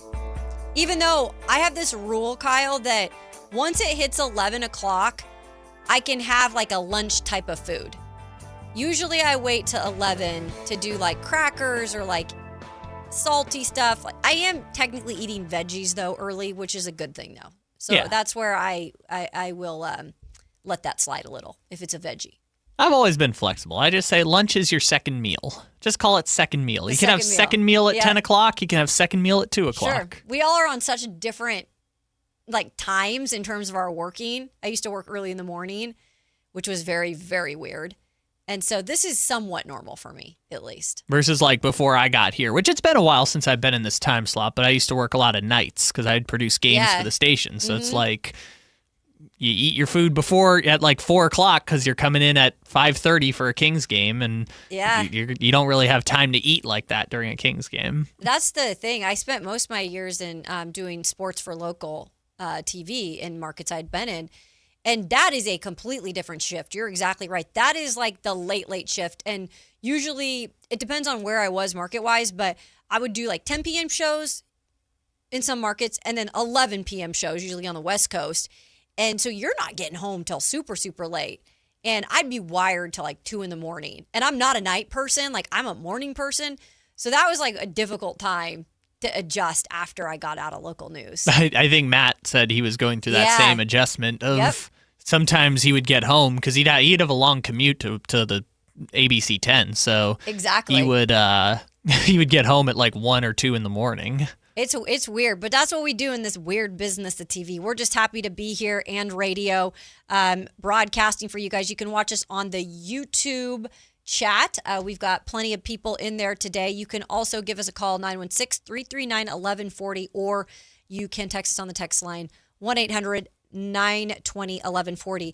At noon, we'd love for you to call in if you've got a thought on a prospect that you're kind of going towards now at the number 7 overall pick for the Kings, because we are getting close to that time, and we're going to continue to break down prospects. We'll get deeper into Keaton Wagler, as our own Brendan Nunes wrote up a great article on him.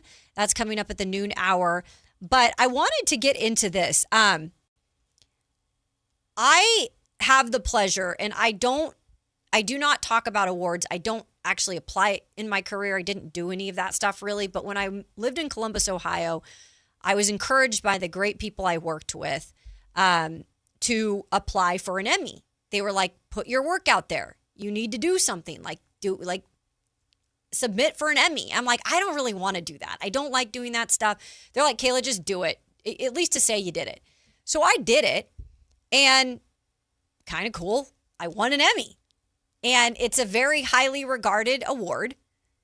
But again, I didn't want to do it. I was encouraged to do it, but I will say it felt pretty good. Do you have the trophy somewhere? It is actually in my house. I'll bring it in tomorrow, or I'll bring it in Friday. Sure. Because obviously we're going to be on remote tomorrow. But it's a cool award. I think it's one of the more prestigious ones that's out there. And they give it away. A lot of it is to the national media is what we hear about. You know, Kayla, we've been working on and off together for like 9 months now, and I can't believe this is the first time you've mentioned that you have a sports Emmy. Because I don't like talking about that stuff. And I don't, a lot of people are like, oh, I've won a da-da-da. Now, I do put it on my bio on Twitter. I think it's in there. Sure, but that's a big deal. But it was very cool because I don't like to boast about that kind of stuff, but it was encouraged by my coworkers to do, and I did win it. And I actually went up against my coworker. That's pretty funny. But he was very cool about it. He was very well deserved. All this to say, the Emmys just came out, right? They were just awarded this week. And Mike Tirico, who I believe is one of the better, if not the best right now, play-by-play guy in the game, versatile, just he's everywhere. I mean, he does it so gracefully. He won an Emmy. And this is the way he found out during last night's broadcast. Just want to tell you, we're amongst greatness right now. And you want me to tell you why? Why? Because our friend here just won an Emmy for National Play-by-Play. So cool. Congratulations, your first Emmy. And it's an honor for Jamal and I to be alongside you. But congratulations, my friend. Hey, I'm going to take these off. I'm done for the night. That's awesome. Thank you. Big time. Goodness. An honor to hear it from you. Thank you. And thank you to all the people we work with. We just talk. Everybody else works. And we're blessed to have a great seat in football and hoops in the Olympics. The boy got his own money. We send the royalties to Russo. Talk about someone having their own money. Caruso. Hey, money from 3. Are you guys trying to win the Emmy next year? Can I call the game? Castle inside. He gets fouled. I think you're a little flustered right now. No, I'm not. Yeah, you got the Emmy and all. Is that what it is? Yeah, we're handling it. We're handling your business. Stop it. Largest lead of the night on this Caruso 3. That's so cool. Mike Tirico finding out on last night's broadcast that he won the Emmy. And trying to keep his composure as his teammates are trying to, for once, get him to throw him off his game. And he still found a way to be like, no, I got to do a broadcast here. Congrats again to Mike Tirico. That's a tremendous honor. And I truly do feel like he's one of the best in the game because he does just so many things and he does it so well. Also, I don't know who has their favorite booths in terms of football, but I know I have my favorite guys or gals that I like to listen to. And it was also announced yesterday that Greg Olsen won an Emmy for his work on obviously the Fox broadcasts. Also in that category, Tom Brady.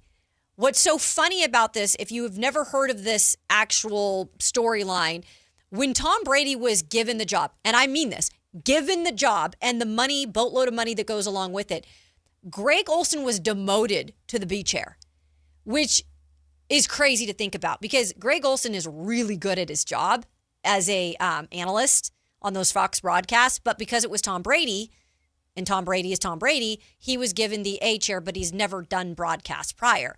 So this was kind of funny to me because he wins it, Greg Olsen, over his coworker Tom Brady, who is on the A team. Yeah, Fox is so funny. Fox puts the one who doesn't get the awards, which is honestly a very interesting commentary about the state of sports broadcasting. It is that the more famous person is important than the actual quality of the broadcast. Right. I know I bag on Tony Romo a lot, but the star quarterback of the Cowboys being on the broadcast is more important than the quality of the broadcast itself.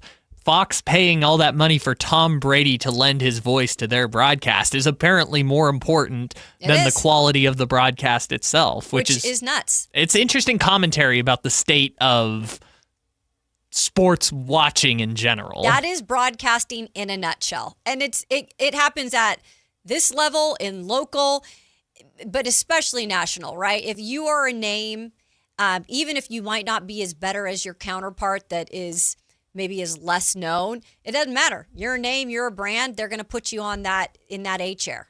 I also really like the Joe Davis, Greg Olsen broadcasting. Like Burkhardt is good too, but I really like Joe Davis and Joe Davis is good. Greg Olsen together. That one's actually pretty good. And so maybe it works out. I know the money isn't as good as the A chairs, but maybe it works out in just terms of, how they get along and, being able to win Emmys. Hey, it's not too shabby. Hey, Greg Olsen, please go replace Tony Romo in a few years. Which very well could happen. Very well indeed. All right, coming up, we've got Pick a Side.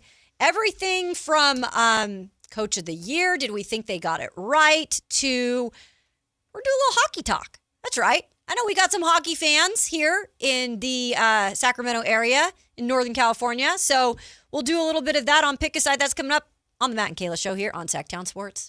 Have the Sacramento Kings quietly begun modeling their roster after an Eastern Conference contender? We making something nice here with the Sacramento Knicks. That's what is going down, guys. The 916 Knicks. The 916 Knicks. Jay, we got to create a sound for that bad boy. The 916 Knicks.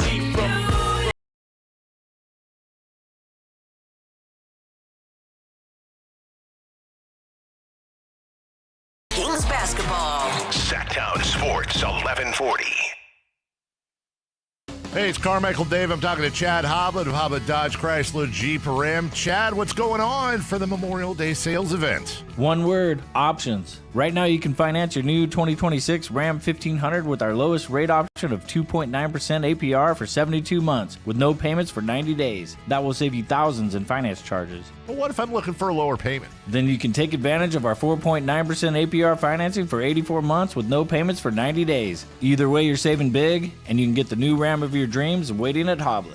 Search, select, and save through their whole inventory at HobletDodge.com. Unbeatable prices, unbeatable selection, and now unbeatable interest rates. Nobody beats Hoblet, period. Must finance through SFS for qualified buyers. 2.9% APR for 72 months equals $1,515 per thousand borrowed. 4.9% APR for 84 months equals $1,408 per thousand borrowed. No payment for 90 days on approved credit. Interest accrues from date of purchase. Offers cannot be combined with other incentives. Excludes Ram 1500 RHO and Tungsten models. Sample VIN 42368. See dealer for details.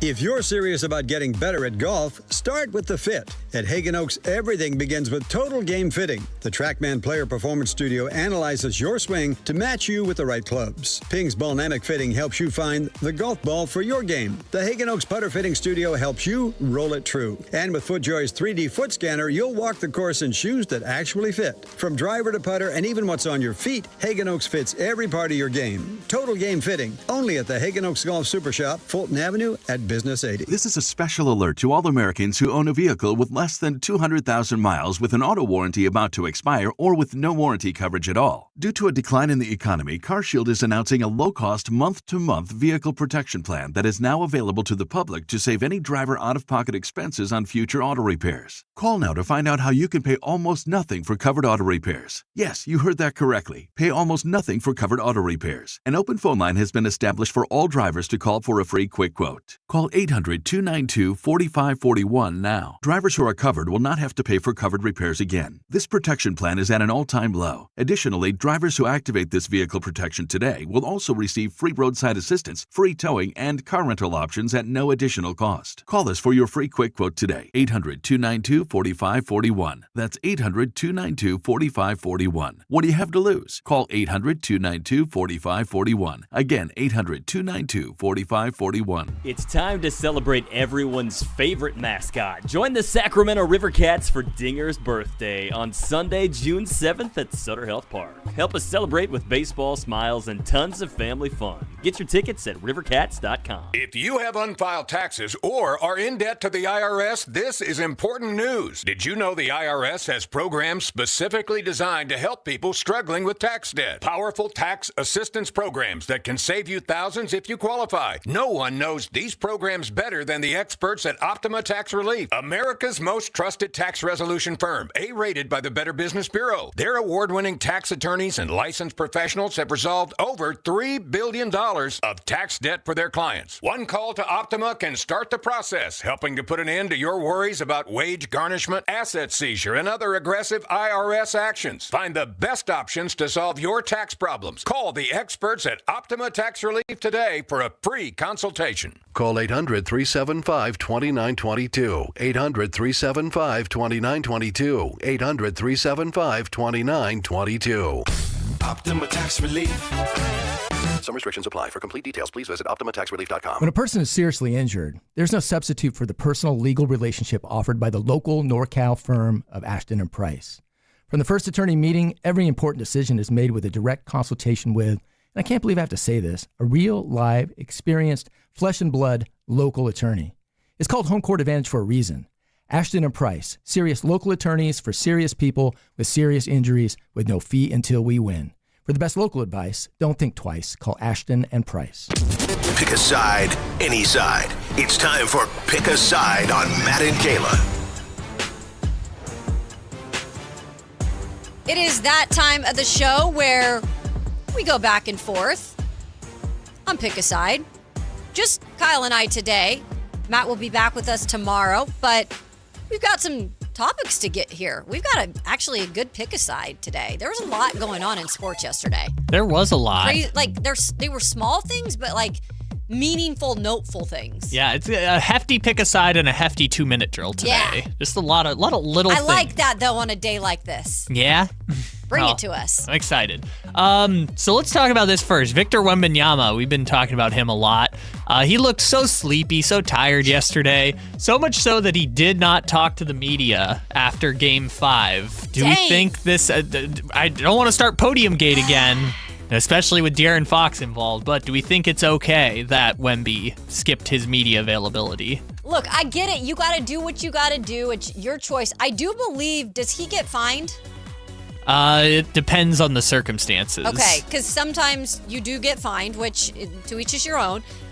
I will say this, though. I think the times that even when he's been frustrated after a game and he takes the podium and he kind of takes it out on whatever he's taking it out on, he bodes really well the next game. He gets his emotions out, he gets his frustrations out, and then the next game, he steps up to the plate and here comes Wemby again.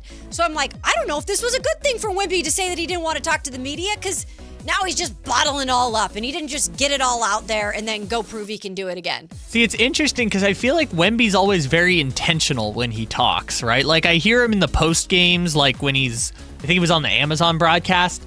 He doesn't say anything super interesting, but he's also the guy who, when you ask him about should he be the MVP, will lay out exactly why he should. So he's very intentional when he talks. That's a good way to put it. Which surprises me a little bit that he was just I'm just not going to talk. Yeah. He does not seem to enjoy media availability. That's one thing I've noticed. But I think he'll get used to it over the years. But yeah, he's a little bit, especially when they do those halftime interviews or post-game interviews on the court, he's pretty brief. Yeah, they always try to send somebody else, it seems like, too. It's usually De'Aaron or Castle, It's usually Wemby tries to avoid being the one who does the media availability, but he's very intentional, so I guess I was just a little surprised. Yeah, me too. I mean, like I said, whatever. I get it.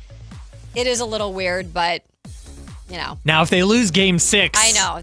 He's not going to be able to get away with that. He's got to talk after that. Yeah. All right, what's our next topic? All right, next up. So Joe Mazzulla won the Coach of the Year over Mitch Johnson, who, as we mentioned earlier, sounded like Cookie Monster because his voice was shot. But the bigger one is JB Bickerstaff, because Bickerstaff was, I believe, the heavy favorite to win the award, and he did not get it. So do we think they made the right call? So I am actually a little curious on this. So is this is based regular season, right? Yes, it was voted on before the season I'm ended. a little surprised. I think Bickerstaff has done a really good job of turning, what was just not a talked about Detroit team that struggled for a bit to rebuild. I get it, like they have Cade Cunningham and he's a superstar, but even in the regular season when Cade went down towards the end, I mean, that's when guys like Jalen Duren did step up and they still found a way to get the number 1 seed. I think it's hard in terms of getting programs like that and organizations and teams like that back on track. I'm a little surprised it wasn't Bickerstaff. I thought he was going to get it, but I get the whole performing without Jason Tatum thing. But they also had an early exit in the playoffs, and Detroit should have got. I think Bickerstaff should have got it. Yeah, I think people were I don't know. I'm a little weirded out by that. I think people were just assuming the Celtics would take a gap year this year with Jason Tatum out when no, the Celtics still were really good. I know. I think the Celtics were good before and they were good now. The Coach of the Year awards in all sports are so confusing to me. They are. It's Who won it this year? Vrabel for the NFL. Yeah, but it has to be we thought your team is garbage, but you're actually good. Maybe the team actually was just good. It's such a weird award to me. So I don't know. I don't know how we concluded Mazzulla over Bickerstaff, but it feels like it was not the right decision. I'm with you on that. I don't know I haven't read a lot of the remarks to it. Are people frustrated with it that are fans of, I think Pistons fans are probably upset. I don't know about national NBA people if they're, because the Celtics were the 2 seed. They won 50 games and Tatum didn't play most of the season. I guess also they lost Porzingis and Drew Holiday too. So that's a good point. It was a heavy roster turnover, but I don't know. The Pistons, when Bickerstaff took that job 2 years ago, the Pistons were the worst team in the league. Saying. I would have given it to Bickerstaff, but I'm going to stop bickering. And we'll move on to the next topic. Thank you. I'm on a roll today. Board is generous today. All right. Let's talk about your flying torts. Let's go. The Vegas Golden Knights swept the Colorado Avalanche. The Avalanche were favored in the series. Did they go 8-0 going into the series? Something like that. They were running through the playoffs. The Avs are a legit organization. Yeah. And team. And they got smacked by the Golden Knights. Yeah. So are you, we don't know who they're playing yet. It's either going to be the Hurricanes or the Canadians. Probably the Hurricanes. I think it's the Hurricanes. Yeah. The Hurricanes have been blowing teams out, although they lost game 1. What is the series at right now? Anyways. Game 3, I think they're on. Okay. In terms of this series. So anyways, it's probably going to be the Hurricanes. Maybe it's going to be the Canadians, but are you riding all the way with your flying torts?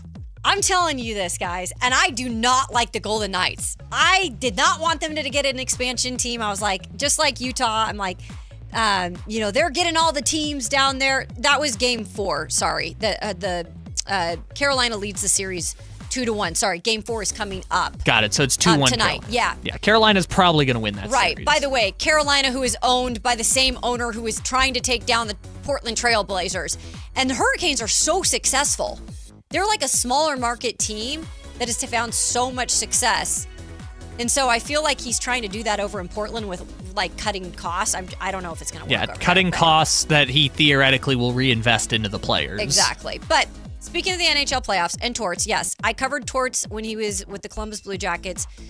Greatest dude off the ice, great person. But he is known for his antics as a coach. He doesn't talk to the media sometimes. He says crazy, outlandish stuff, but it's all just who Torts is. He was hired on March 30th to take over for the Las Vegas Golden Knights. And since then, I have a stat on here. I believe, what was the stat, Kyle? He's 19-4-1 since he took over March 30th. And now they just swept the Colorado Avalanche. They're taking it. I think even if they play a more experienced team in the Canes, because the Canadians are a younger team, really talented, but younger, inexperienced. I think that they play the Canes, it will be a more difficult series. I think Torts is going to win another cup. He won one with Tampa Bay. He's going to win another cup. Unfortunately, it has to be with the Knights, but I love Torts, so yeah. I'm rolling with the Fighting Torts. The Fighting Torts all the way. You know, Vegas as a whole, it's just been such a remarkable story. I think we talked about this when they had advanced last time, but it's like this is their 9th year. Yeah. They've been to 4 conference finals. This is their 3rd Stanley Cup. Insane. Like, yeah. And they've won one. They won in 2023. Yeah. It's really remarkable how they have pulled this off. It truly is. They've now, I know that the Oilers won it the last couple of years, but like they've kind of become the poster child team of at least the Western Conference. No, I think so too. It's pretty remarkable how they've essentially built a dynasty. They've been through how many coaches? This is the other wild stat. They've hired and they've fired 3 coaches. Yeah. I believe Torts is their 4th coach. I mean, that's a lot of coaches to go through, and those were all big name coaches. Yeah. Like coaches that had won at a high level at all these other places. Yeah. So it is a weird situation. They fired, is it Bruce Cassidy? Yes. They won a Stanley Cup with Bruce Cassidy, who I don't know what the NBA equivalent of Bruce Cassidy is, but he's a Hall of Fame coach. It's nuts. They fired him for Torts. Yep. And Torts is just going crazy. I mean, for people who don't know hockey, and I'm not the biggest hockey person, but 19-4-1 for an entire season would be like you're the greatest team in the history of hockey. Yeah. It's crazy. It's pretty cool. We got time for one more? We got time for one more. I want to do this one real quick. Okay. Not getting anything to eat or drink at a sporting event. So where do you think this comes from?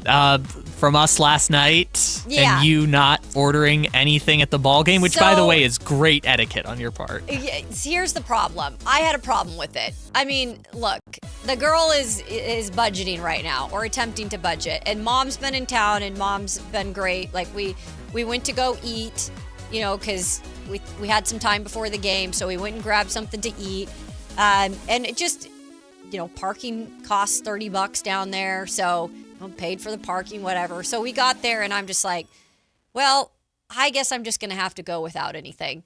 Now, props to your girlfriend. She did give me part of her pretzel. I got a bite of the pretzel, which was very thoughtful of her. But I then realized I just didn't feel right. Not having anything to drink, nothing to eat at a ball game. It just felt wrong. No, that's exactly the way to go, Kayla. You did it exactly right. You think I did it right? I felt so bad. I have figured out the science of attending sporting events and spending as little money as possible. And I hope my girlfriend isn't listening. She's not listening, but I'll probably tell her later. We walked in at the beginning, and she hadn't been to a baseball game since she was like a little kid. Like not a baseball fan at all.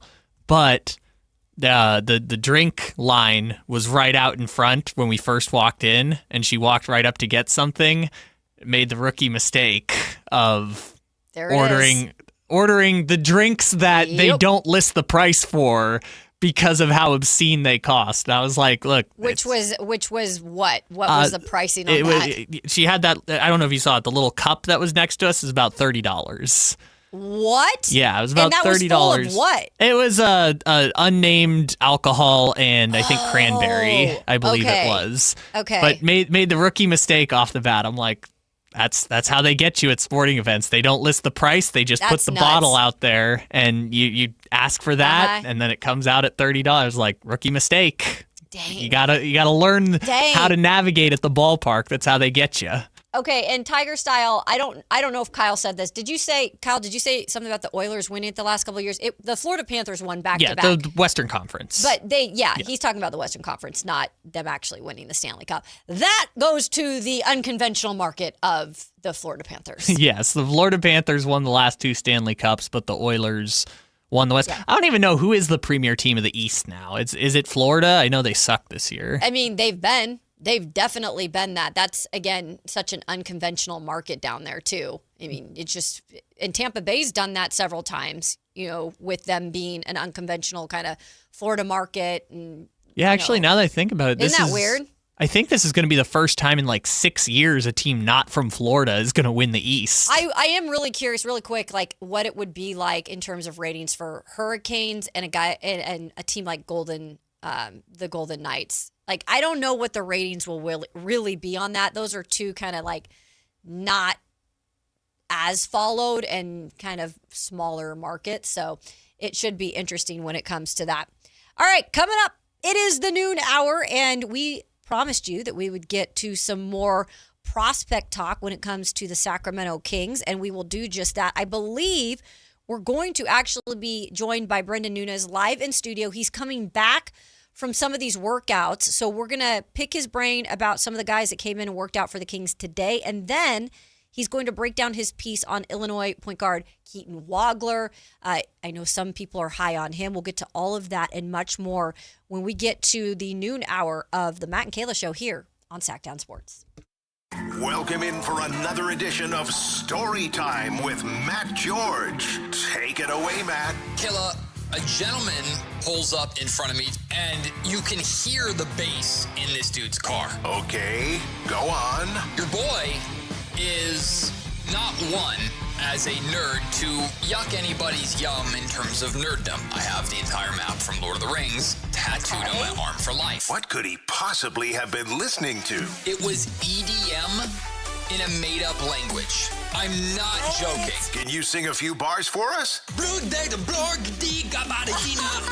exactly what it sounded like. Never a dull moment, right? Your local sports leader, Sactown Sports 1140. This is the story of the one. As a safety manager at a manufacturing plant, he does everything he can to keep his coworkers safe. From finding ways to reduce risks to keeping safety supplies in stock. And for that, he relies on Grainger. Grainger offers a broad range of quality products and next-day delivery, so he can always play it safe. Call 1-800-GRAINGER, click Grainger.com, or just stop by. Grainger, for the ones who get it done. Get in the zone, AutoZone. Welcome to Markdowns for Miles at AutoZone. Got any markdowns on oil? We've got many markdowns on oil. How about on that new STP Any Mileage? You'll save $5 when you buy 5 quarts of STP Any Mileage with an oil filter and get up to 5,000 miles of protection. Heck of a markdown for quite a lot of miles. At AutoZone. Get in the zone, AutoZone. Restrictions apply. Hey, Mom, now that I have an after-school job, I think I want to buy a drum kit. Okay, Rockstar. Let's look at your account. When kids start making money, Chase has easy-to-use tools and expert bankers to help them learn how to manage it. And next month, I'll buy the bass drum and the cymbals. Oh, and maybe some noise-canceling headphones for you. Aw, you've thought of everything. Help kids save, budget, and build financial independence, all with Chase. That's good for kids and good for parents. Visit your local Chase branch and get started. Account subject to approval. J.P. Morgan Chase Bank, N.A. member FDIC. Hi, this is Adam Johnson, owner of Golf Fitness Solutions. Exercise and golf have been two important activities in my life. I opened Golf Fitness Solutions in 2013 to help my fellow golf enthusiasts improve their posture, relieve their pain, gain strength and endurance, and most importantly, hit the ball farther. From beginners to professionals, I've had success working with all ages and all skill levels, and I can help you too. Located in Carmichael, call us at 916-802-5175 or go to golffitnesssolutions.com. Mike Rowe here with another fun fact. If your concrete is cracked or uneven, you can actually lift it back up. Whether it's a sinking driveway, a patio, or a sidewalk, do yourself a favor. Call Groundworks. I spent some time working with these guys. They're the real deal. Their people are trained and certified to lift your concrete slabs. Schedule a free inspection with Groundworks, the foundation and waterproofing experts. Licensed in all states where work is performed. See website for details. This is the sound of Jack, buzz cutting his way to a small fortune. To Jack, every time he cuts his own hair, that's $50 right in his pocket. If Jack sees DIY buzz cuts as a saving strategy, Wells Fargo is right behind him. And with their mobile app, tracking his savings is easy. Oh, ouch. However you make money work, we can work with that. Mobile carriers' message and data rates may apply. Wells Fargo Bank, N.A. member FDIC. KHTK HD1 Sacramento, KYMX HD3 Sacramento. From the Power Business Technology Toshiba Studios. This is Sactown Sports 1140. It's time for the lunch break. Your calls, your thoughts, your segment. Call or text us at 916-339-1140. It's the lunch break on Matt and Kayla. It is the lunch break. Maybe you have time to give us a quick call. Talk to us about something. Maybe it's a prospect that you're really set on. I know a lot of people in the chat have been going back and forth. Some have changed their minds in terms of who they want. They're going back and forth about Nate Ament. We had the great Mike Wilson of VolQuest on yesterday who gave us a little bit of insight on Ament coming out of the University of Tennessee. So I know people are maybe going for him right now. We're going to discuss in just a moment with our own Brendan Nunes the possibility of a Keaton Wagler. What would that look like here? A guy that I think is gotten more praise towards the end of the season because he played deep into the tournament. They went to the Final Four with his team, Illinois, and got a good showing. It was good for him. He definitely rose up draft boards, and he is like the bigger kind of guard, right? I mean, this guy is, I think he's coming in at what, Kyle, like 6', I had this down to my 6'5" about. Oh, I was going to do 6'7". 6'7"? 6'7". No, 6'5". Yeah. Oh, look at it. We got our own Brendan Nunes. He'll give us all the details on straight out the car. But yeah, I think a bigger guard in terms of height, which we've kind of poo-pooed a little bit on small guards. And I get it. Not everyone's cup of tea. People want to get away from that. But Brendan will give us some insight on that. But we had some workouts going on. And I believe, was that at the Golden One Center, Brendan? It was. Okay, we had some workouts going on. We went through all of these guys today, earlier on in the show. Brendan Nunes joining us of Sactown Sports. Appreciate you hustling over here. No problem. And getting to share some notes. I'm excited to see kind of what you guys were able to look at today during some of these workouts. And honestly, what stood out to you, if anything, with some of these guys, Brendan? Yeah, it's interesting. We don't get to see all too much. Yeah. You kind of take note of all the coaches that are in the room, like Dominique Daniels from not far down the road. The Cal Baptist head coach was there. Forgive me for forgetting his name. But seeing guys like that, Alvin Gentry in the gym with the Kings, obviously Doug, Scott, all those guys. But a lot of what we saw was just kind of shooting drills for the most part. I think we only witnessed the end of it. For what it's worth, Baba Miller was actually sick today. No. Yeah, and did not get to participate, which dang. Talk about unfortunate timing. Sucks for a guy Cincinnati's. Like him. Yeah, he was an interesting prospect earlier in his career around Florida State and coming out of overseas. He was very hyped up and talked about as, hey, this could be one of the guys that ends up being a lottery talent. The three-point shot never really comes around, and then ends up spending 4 years of college, but it's intriguing. We got some guys, Illinois connection out there as well. There's Arkansas connection with Trayvon Brazil. So asking a little bit about Acuff and Flem and Wagler a little bit in some of those conversations. But for the most part, kind of interesting to hear these guys talk about specifically Illinois and Arkansas, like the coaching, preparing them for this next level. And getting the chance to play for really good collegiate teams and sort of how that could potentially translate. And when we're looking at more second round, potentially late first round guys, I think it's a little weird to ask them about like, hey, by the way, you got a lottery pick on your roster. Like, what was your teammate like, you know? But I think you can go more from the standpoint of how beneficial was it to play with a collegiate star, and how do you think that helps your game being a projectable role player at the next level, getting to function along a high-usage guy already in that sort of environment. I'm interested on Brazil, and this is a guy who – he's got a quite interesting story, too, because I believe he had an ACL tear early in his career at Arkansas. Coach Cal wanted to see what he could get out of a guy like this, and then clearly in his last 40-plus games or whatever, he was pretty good for them, and defensively, too.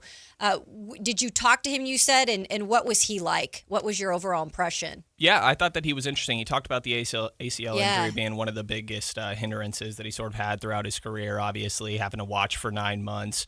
but that Coach Cal coming in really went a long way. He credited the previous coaching staff as well. I think Musselman or something. I believe that that's who it was. Yeah. Just the NBA experience that obviously Coach Cal has, or experience with NBA caliber players and them reaching the next level, sort of teaching him. He was one of the ones that was like, this is not to say it's not new, but like we did a lot of the things I'm doing in pre-draft workouts already, so I think that it's insight into, again, the value of playing for a coach of that caliber, for a college of that caliber that produces NBA talent in that way. And defensively is definitely one of his bigger sells. He said that he thinks he can guard 1 to 5. I think there's a lot of people. I love the confidence. Right? Maybe it's more 2 to 5. But that's a lot of his sell, right? And acknowledge that he needs to work on the 3-point shot. He thinks he's a better shooter than maybe what some people do out there.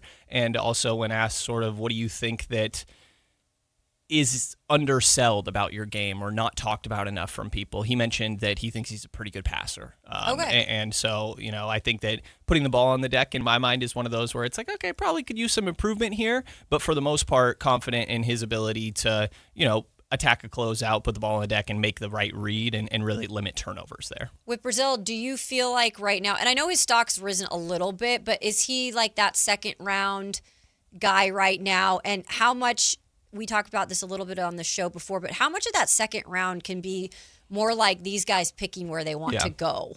Yeah, I think that's very much the case. Yeah. That's why, like, when I'm sitting here doing second-round draft profiles for guards, wings, forwards, bigs, whatever, it's like, oh, well, this guy seems like he's probably going to go in the end of the first. I'm like, no, I think we're going to group him into the second-round thing here because Kings are sitting there at 34, and they could easily talk somebody into, Scott Perry's alleged superpower is connections and how he connects with players, whoever it may be, their inner circle and all of that. So if you can talk somebody into, hey, well, if you come here, you're going to get a lot of run. I think that it's easy to look at their situation and be like, man, who would want to go to Sacramento? If you want some opportunity, like there's more opportunity here than a lot of other places. So I think that that's where the pitch comes in a little bit. And somebody like Brazil, where maybe he is projected to go in the late first, it could be later or earlier second. It's sort of a, I think, wide range when you're talking about these caliber of guys. Not a very necessarily deep draft, it seems, like deep at the top end of the draft. That's why this is a great draft, right? Is maybe not necessarily like the top guys. Like I was talking today, I'm like, well, Victor would go number 1. Cooper would go number 1. I think Cade would go number 1. Somebody was making the argument today that maybe Dylan Harper would go number 1. That might be a little bit too sweet for me, but like I think this draft is so good because of the depth through 10 to 12 guys, right? And then after that, there's a fall off. So I think it's a wide range to try to figure out where Brazil could go. But to your point, like people finagle that a lot. I think Max was pretty blunt with me and being like, no, I could have been picked in the 20s and I wanted to go to the Kings. And that's Maxime Reynaud all the way going to 42, So I think important to keep in mind, late first, I think the Kings are still in play for those sort of guys. No, that's really interesting. Before we get to your piece, which was awesome on Keaton Wagler, let's get to his teammate, Kylan Boswell, out of Illinois, the shooting guard. And it's interesting because he had other guys on that team that were talked about more. What can you tell us about him and why he's an interesting prospect? Yeah, I think sort of definitely a point guard body, right, at 6'1", but plays bigger. Right? Like, I think he's more of a physicality guy and having the benefit of whether it's him being on ball or Wagler on the ball and vice versa, right? They both got the opportunity to play off the ball. So I think that they very much got the taste of sort of what it would be like in the NBA. You want to see, hey, okay, this is what you can do on the ball, but what about without it? How do you still make an impact? And I think that's where Boswell's kind of interesting for sure. Decent career overall, but doing Arizona and Illinois, those are great programs to be at and things that are emphasizing the right NBA sort of skills. So I think that being on that caliber of team and seeing him play a productive role goes a long way for a team that was, I believe they got knocked out in the Final Four, if I'm remembering correctly. Yeah. And he was a big part of that. So I think it's one of those where not all too many mistakes, I think, is a big sell there. A little more than 1 turnover per game last year. Not a phenomenal playmaker necessarily in the first place, but I really enjoy guys where you're just like, man, they don't make very many mistakes out there. Bingo. And I think that he very much fell into that. Hard to figure out like exactly what it looks like in the NBA, but there's guys that come out of the G League and end up making an impact all the time. So even if it's, hey, I think this guy has to start there, I don't think that we should just overlook a guy for that reason. No, I think it's very smart. And especially like the way the Kings have been able to handle their G League. It's been quite impressive, honestly. When it comes to his teammate, Keaton Wagler, you did a great write-up. By the way, Brendan News is joining us. He is doing write-ups. How many are you doing a week now? Are you doing like 2 a week? 2 a week, yeah. So you've got another one coming up. We're doing a big board, tomorrow. Tomorrow, which I know we'll get into as well. Yeah. But he's done a ton of the write-ups. You'll be fine. Yeah. We talked about this. We procrastinate sometimes, but it always is our best work. Yeah. You know? It's just working with my back against the wall. Exactly. Like, I'm a high-pressure guy. High-pressure guy, yeah. That's the business for you. But your recent one was on Wagler, and you can go check it out on sactownsports.com. Bringing you in here today, I'm curious to pick your brain of, is he legitimately worthy of, like, one of these 4th, 5th, 6th, and, of course, if he falls to the 7th pick at Sacramento's pick. Is he worthy of that spot in terms of like a right away? He could be the guy, or are we oohing and awing too much over he's like that bear guard? Yeah, I think that him right away being the guy is questionable to me. But I think that he can have an impact right away. You guys asked me previously of like who I think the lowest floor guy is. It might be Wagler, because I think he has an extreme ability to shoot the ball off the catch, and he's just there's the unathletic part of his game, right? Where everybody's going to say, well, he didn't dunk the ball. He was 0 for 1 on dunk attempts throughout his collegiate career. Yeah, you brought that stat the other. I was like, oh, shoot, I didn't even know about that. It's pretty crazy. I don't have the names in front of me, but there's some other really good names. Yeah. And dudes that like dunk at the NBA level that did not dunk in college. And like I think Desmond Bane had maybe 2 dunks or something throughout his collegiate career. Like, it doesn't mean that somebody's not going to be a good player, right? But it does speak to, he doesn't have great athleticism. He doesn't have a great first step. I still think it's solid. But a lot of it for him is just being very decisive and quick with his moves, right? I had heard the Tyrese Halliburton like SGA comps coming into it, and I'm like, geez, let's pump the brakes a little bit here. But I think stylistically and how he gets to his spots is where you see that a little bit. It's, hey,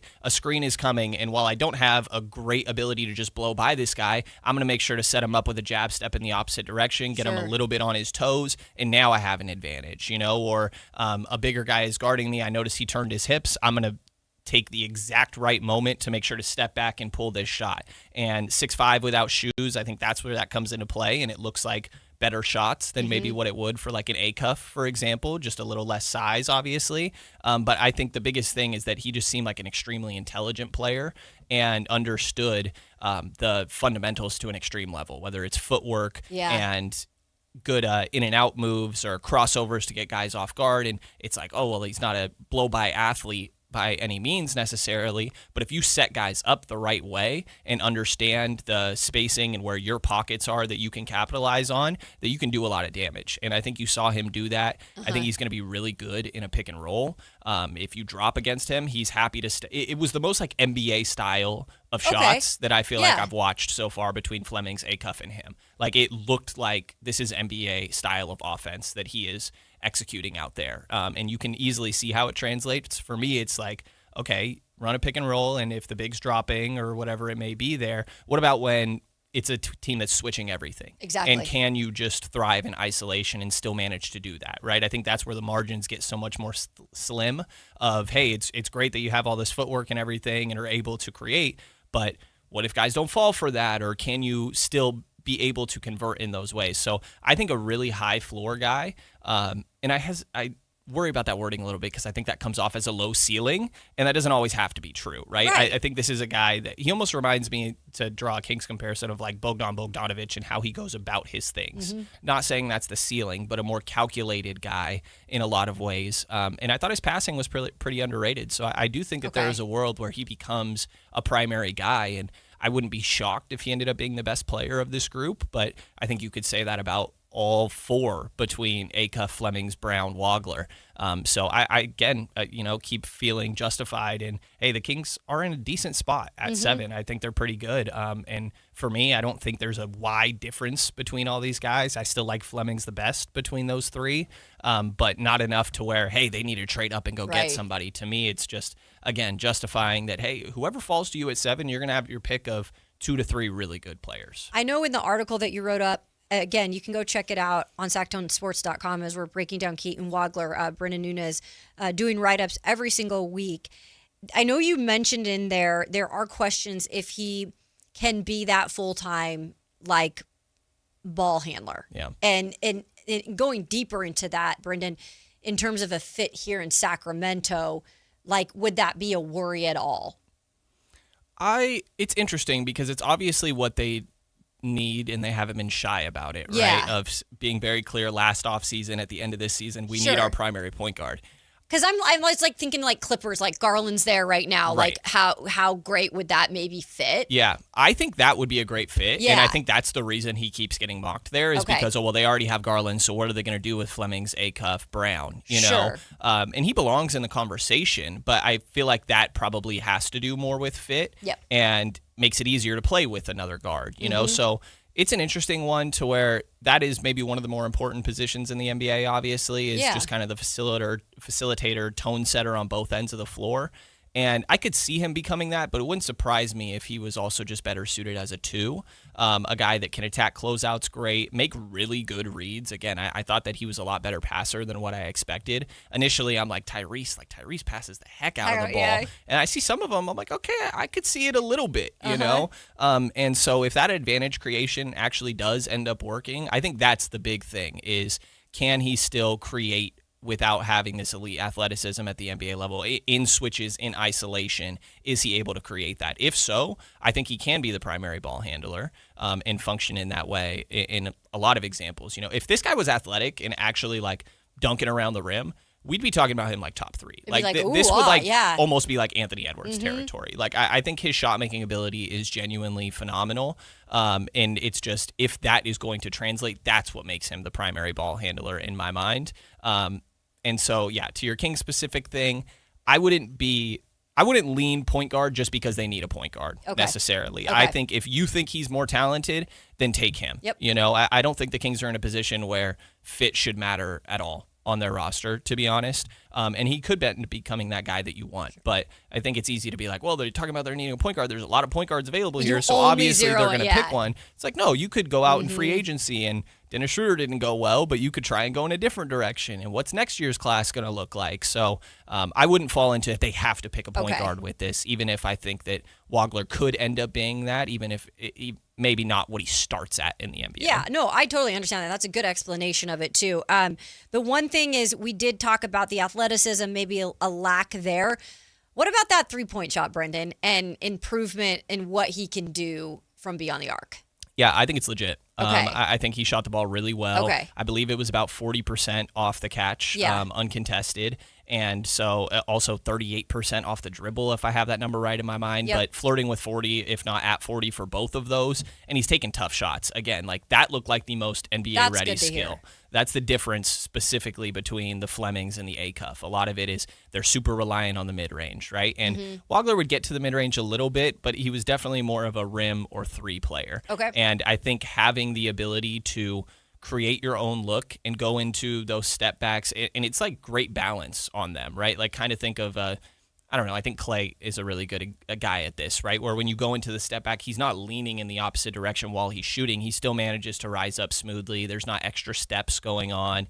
And so to me, I think the 3-point shot is one of the biggest sells for him for sure. And his ability to create that off the dribble is what made him feel like the most already look like you're watching an NBA player rather than, okay, this is going to have to change stylistically a little Which bit. is music to Kings fans' ears when they hear 3-point shot and at least decent. Yeah, If they anything, could very 'cause much use that. It's been like a search here even since I've got here, and I know you guys have been struggling with finding that consistency with players for a minute from beyond the arc. Yeah. So that is one thing that I like you said, is a bonus with him. Coming up, I believe tomorrow, you said you have the big board that you're working on. Explain to us what this is and what people can look forward to when checking this out on SactownSports.com. Yeah, I'm figuring out how many players deep to go because Ooh. like I've only dug into like obviously good understanding of the other Yeah. guys that I haven't done the profiles on, but it almost feels like disingenuous to include Michael Brown because I'm like, well, I'm not quite as educated as I am to the extent of these others. And you are going to get to him, right? I think that Brown is Tuesday. He's next up. Perfect. Yeah, we're still getting to Brown. We're getting to Braden Burries, and then we're getting to Phelan as well. Ooh, okay, good, because we've had some question about Phelan. Phelan is definitely an interesting one to me. Like, it's one of those where, hey, SGA was taken 13th type of thing. And like, again, it's not impossible, right? If this was another draft, he's flirting with like top 7. I think for sure. So talented guy. But yeah, I mean, I'm definitely going to go top 4 guys, and I don't think anybody's going to be really surprised. I might mess around with a little hint. I might go Darren over AJ. We'll see how that goes. I've come back around on that take like a little bit.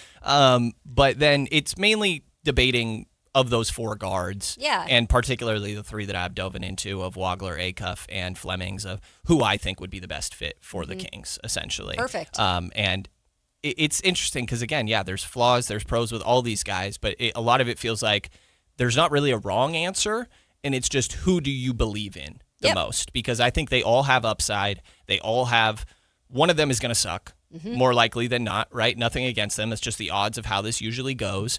And so going to be my pitch of why I believe in certain players more than others panning out. Ooh, that's a good little tease. Brendan Nunes, kind enough to hop over from – workouts to breaking down Keaton Wagler. As always, we appreciate it. Go check out his work at SactownSports.com and educate yourself. We'll talk to you here in like the next couple of days. Absolutely. Appreciate you having me on. That's just what we do. Yeah, no, I appreciate you coming in. Yeah, no, it's been great. Listen to you on the way in. I think it's nice having you without this other guy in the way so much. With Mr. Matt George. He said he is at a concert or something for his kiddo today, which, by the way, I met last night. He's like the cutest kid ever. Yeah. He looks just like Matt. Like they have Matt. identical eyes. It's very funny. But I think he has the athleticism of his mom. Oh, I can just see it. Like, because does that mean he is athletic? I think so. His mom played softball, and she was legit, from what I've heard. So he's got that kind of more of a softball player than like a Lord of the Rings fanatic, right? Yeah. Like maybe do the baseball thing, and maybe on the side do the Lord of the Rings thing. Yeah. But he's got the intelligence of his dad too, for sure. Yeah. Good pros combo. and cons. Yeah, exactly. No, we appreciate you. Yeah, thanks for having me. All right, coming up on Matt and Kayla, let's switch it over to some Niners talk. They are starting up OTAs today. We'll get into the backup quarterback situation. Do they have the best quarterback in terms of a backup in the NFL? That and much more coming up on the Matt and Kayla Show here on Sactown Sports. Take Sactown Sports with you everywhere you go with the Sactown Sports app. The most in-depth coverage of the Kings and 49ers. A library of written and video content. And all your favorite personalities all in one place. Download the Sactown Sports app today and get in on the action. Your local sports leader. Sactown Sports 1140. If you have unfiled taxes or are in debt to the IRS, this is important news. Did you know the IRS has programs specifically designed to help people struggling with tax debt? Powerful tax assistance programs that can save you thousands if you qualify. No one knows these programs better than the experts at Optima Tax Relief, America's most trusted tax resolution firm, A-rated by the Better Business Bureau. Their award-winning tax attorneys and licensed professionals have resolved over $3 billion of tax debt for their clients. One call to Optima can start the process, helping to put an end to your worries about wage garnishment, asset seizure, and other aggressive IRS actions. Find the best options to solve your tax problems. Call the experts at Optima Tax Relief today for a free consultation. Call 800-343-6460. 800-343-6460. 800-343-6460. Optima Tax Relief. Some restrictions apply. For complete details, please visit OptimaTaxRelief.com. The Travel Guys, new on KHTK 1140 every Saturday at 11 a.m. We'll make you a smarter traveler. Tips you can use on the road and at the airport, plus reports from top consumer advocates. The Travel Guys, 11 a.m. on Sactown Sports 1140. It's time to celebrate everyone's favorite mascot. Join the Sacramento River Cats for Dinger's birthday on Sunday, June 7th at Sutter Health Park. Help us celebrate with baseball, smiles, and tons of family fun. fun. Get your tickets at rivercats.com. This is a special alert to all Americans who own a vehicle with less than 200,000 miles with an auto warranty about to expire or with no warranty coverage at all. Due to a decline in the economy, CarShield is announcing a low-cost month-to-month vehicle protection plan that is now available to the public to save any driver out-of-pocket expenses on future auto repairs. Call now to find out how you can pay almost nothing for covered auto repairs. Yes, you heard that correctly. Pay almost nothing for covered auto repairs. An open phone line has been established for all drivers to call for a free quick quote. Call 800-292-4541 now. Drivers who are covered will not have to pay for covered repairs again. This protection plan is at an all-time low. Additionally, drivers who activate this vehicle protection today will also receive free roadside assistance, free towing, and car rental options at no additional cost. Call us for your free quick quote today. 800-292-4541. That's 800-292-4541. What do you have to lose? Call 800-292-4541. Again, 800-292-4541. MoonPay X Games Sacramento 2026 is taking on Cal Expo this summer. Catch live music performances and more than 100 top skate, BMX, and Moto X athletes compete. June 26th through June 28th. Get your tickets now at xgames.com. In celebration of 80 years of 49ers football, Sactown Sports is counting down 80 of the most memorable moments that have shaped the team's storied legacy and winning tradition. Here's today's faithful flashback. Number 74, Bill Walsh wins his first Coach of the Year award. The first couple of seasons under Bill Walsh seemed like a distant memory and a completely different experience. From 2-14 in year one to 6-10 in his second year, year three, however, was truly something special. The birth of the 49ers as we know it showed up under Walsh's third full season. The beginning of the season started slowly as the Niners opened the year 1-2. Following that, they ripped off 12 wins in their last 13 games to earn them the NFC West crown, the top spot in the NFC, and Hall of Fame coach Bill Walsh his first of 2 NFL Coach of the Year awards. Faithful flashbacks on Sactown Sports 1140.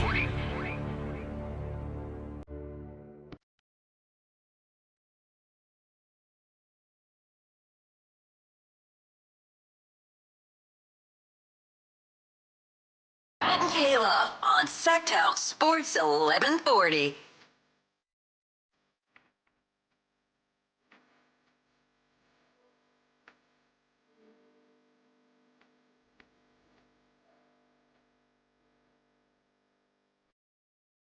Welcome back into the Matt and Kayla Show here on Sactown Sports. Kayla Anderson, Kyle Ledbetter with me today. Matt George will be back tomorrow, and then it will be Kyle and myself on Friday as we wrap up this shorter week. But you guys are going to be on location tomorrow. We are on location tomorrow. I've got to get the exact name of the place that we're going to be, but it is going to be the expansion press conference. We'll be speaking about the MLB possible expansion team coming here. Yes, they are officially announcing their expansion plan. I think our friend Chris Biederman kind of put out some of the details of what's going to be at the presser, too. It's going to be the official MLB expansion announcement. I think Dusty Baker's going to speak tomorrow. He is? Yeah. Nice. Let me look it up again. Biederman had some of the details about what we're going to get at the presser. Okay, great. Looking forward to that. Always fun to get out and about. I know last week we were out at the event at the golf course, Big Brothers, Big Sisters. Is that the technical name of it, right? Yeah, Big Brothers, Big Sisters.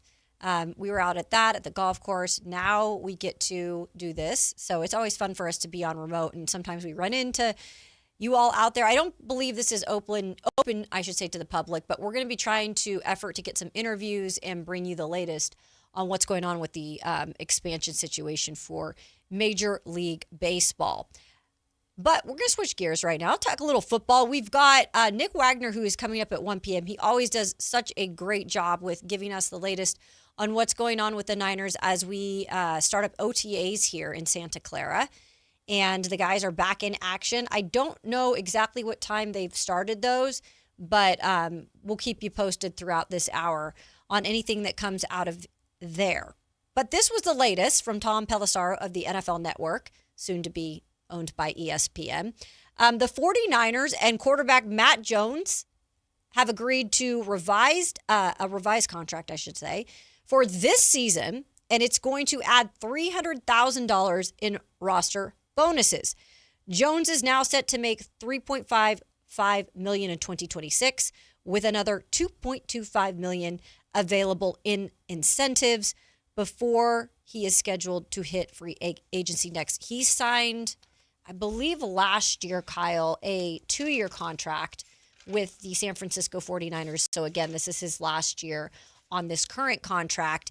And I know we discussed a lot a few months ago about could he be traded in this offseason, because he is probably I think he's the best backup in the NFL right now. And I think part of that goes along with where he's playing, the system he's playing in, the coach he's playing for. But give a lot of credit to Mac Jones, because when called upon last year many, many times, he did what he was supposed to do. He also battled through some injuries, and he did it well. And so he kind of, in my eyes, earned a nod at potentially being a starter in the league. But it looks like he's sticking around for right now as the backup of the 49ers, which is a huge benefit to them because Purdy has struggled with injury. Yeah, and that was kind of the debate all spring and winter long, is like, are the 49ers going to trade him? Are they going to trade him? Should they get a third-round pick, a second-round pick? And most of the talk out of the 49ers, whenever they were asked about it, is like, we're not trading Mac Jones. Right. Like, we love having Mac Jones as the backup quarterback. Kyle Shanahan, it's been documented, wanted to draft Mac Jones in 2021 when they had the 12th pick, and then when they traded up to number 3, he still liked Mac Jones, but they couldn't justify trading 3 first-round picks for Mac Jones, so they went with the higher upside Trey Lance, which obviously didn't work out, but it just goes to show Shanahan has wanted Mac Jones because he views Mac Jones as this ideal quarterback for the system they're trying to run based on accuracy and zone reads and things like that. And I wonder with Matt, because I think all quarterbacks are, and this should be any player's mindset at a pro level, but anybody wants to be that main guy. And especially in that quarterback room, you want to be a starter. You want to be paid like a starter. You want to get the nod of a starter and all the stuff that comes along with it, and potentially lead your team to a Lombardi trophy. So with Mac, I would guess that he obviously loves it there with the 49ers, like many players do. They speak highly of the organization, but he's enjoying it enough to kind of be like, I feel like he's okay with this at least last year on his deal to, again, be the backup to Brock Purdy, could have a potential to step up again and make an even bigger name for himself. I don't see him being there long term, although I do believe Matt Mayoko did write up an article. He is the athletic writer for the 49ers. He wrote up something like that maybe he could possibly be here longer term. I don't see that happening. There's a lack of good quarterbacks in the league. I'm not calling him a great quarterback, but I think compared to some of these other starters, i.e. Arizona, who the hell is their starter? There are starters that are just way worse than him right now. Well, and what's so interesting about this whole thing is that we used to have cases like this all the time. Like Case Keenum went to Minnesota, came in as a backup, and then got paid by the Broncos. Or Teddy Bridgewater would get paid by some team every third year. Or I think Trubisky got paid by the Steelers because he just went and backed up Josh Allen for a year or two. But I think what's different now is that Sam Darnold has changed the way these people are thinking, in the sense that no, you can win with one of these retread quarterbacks.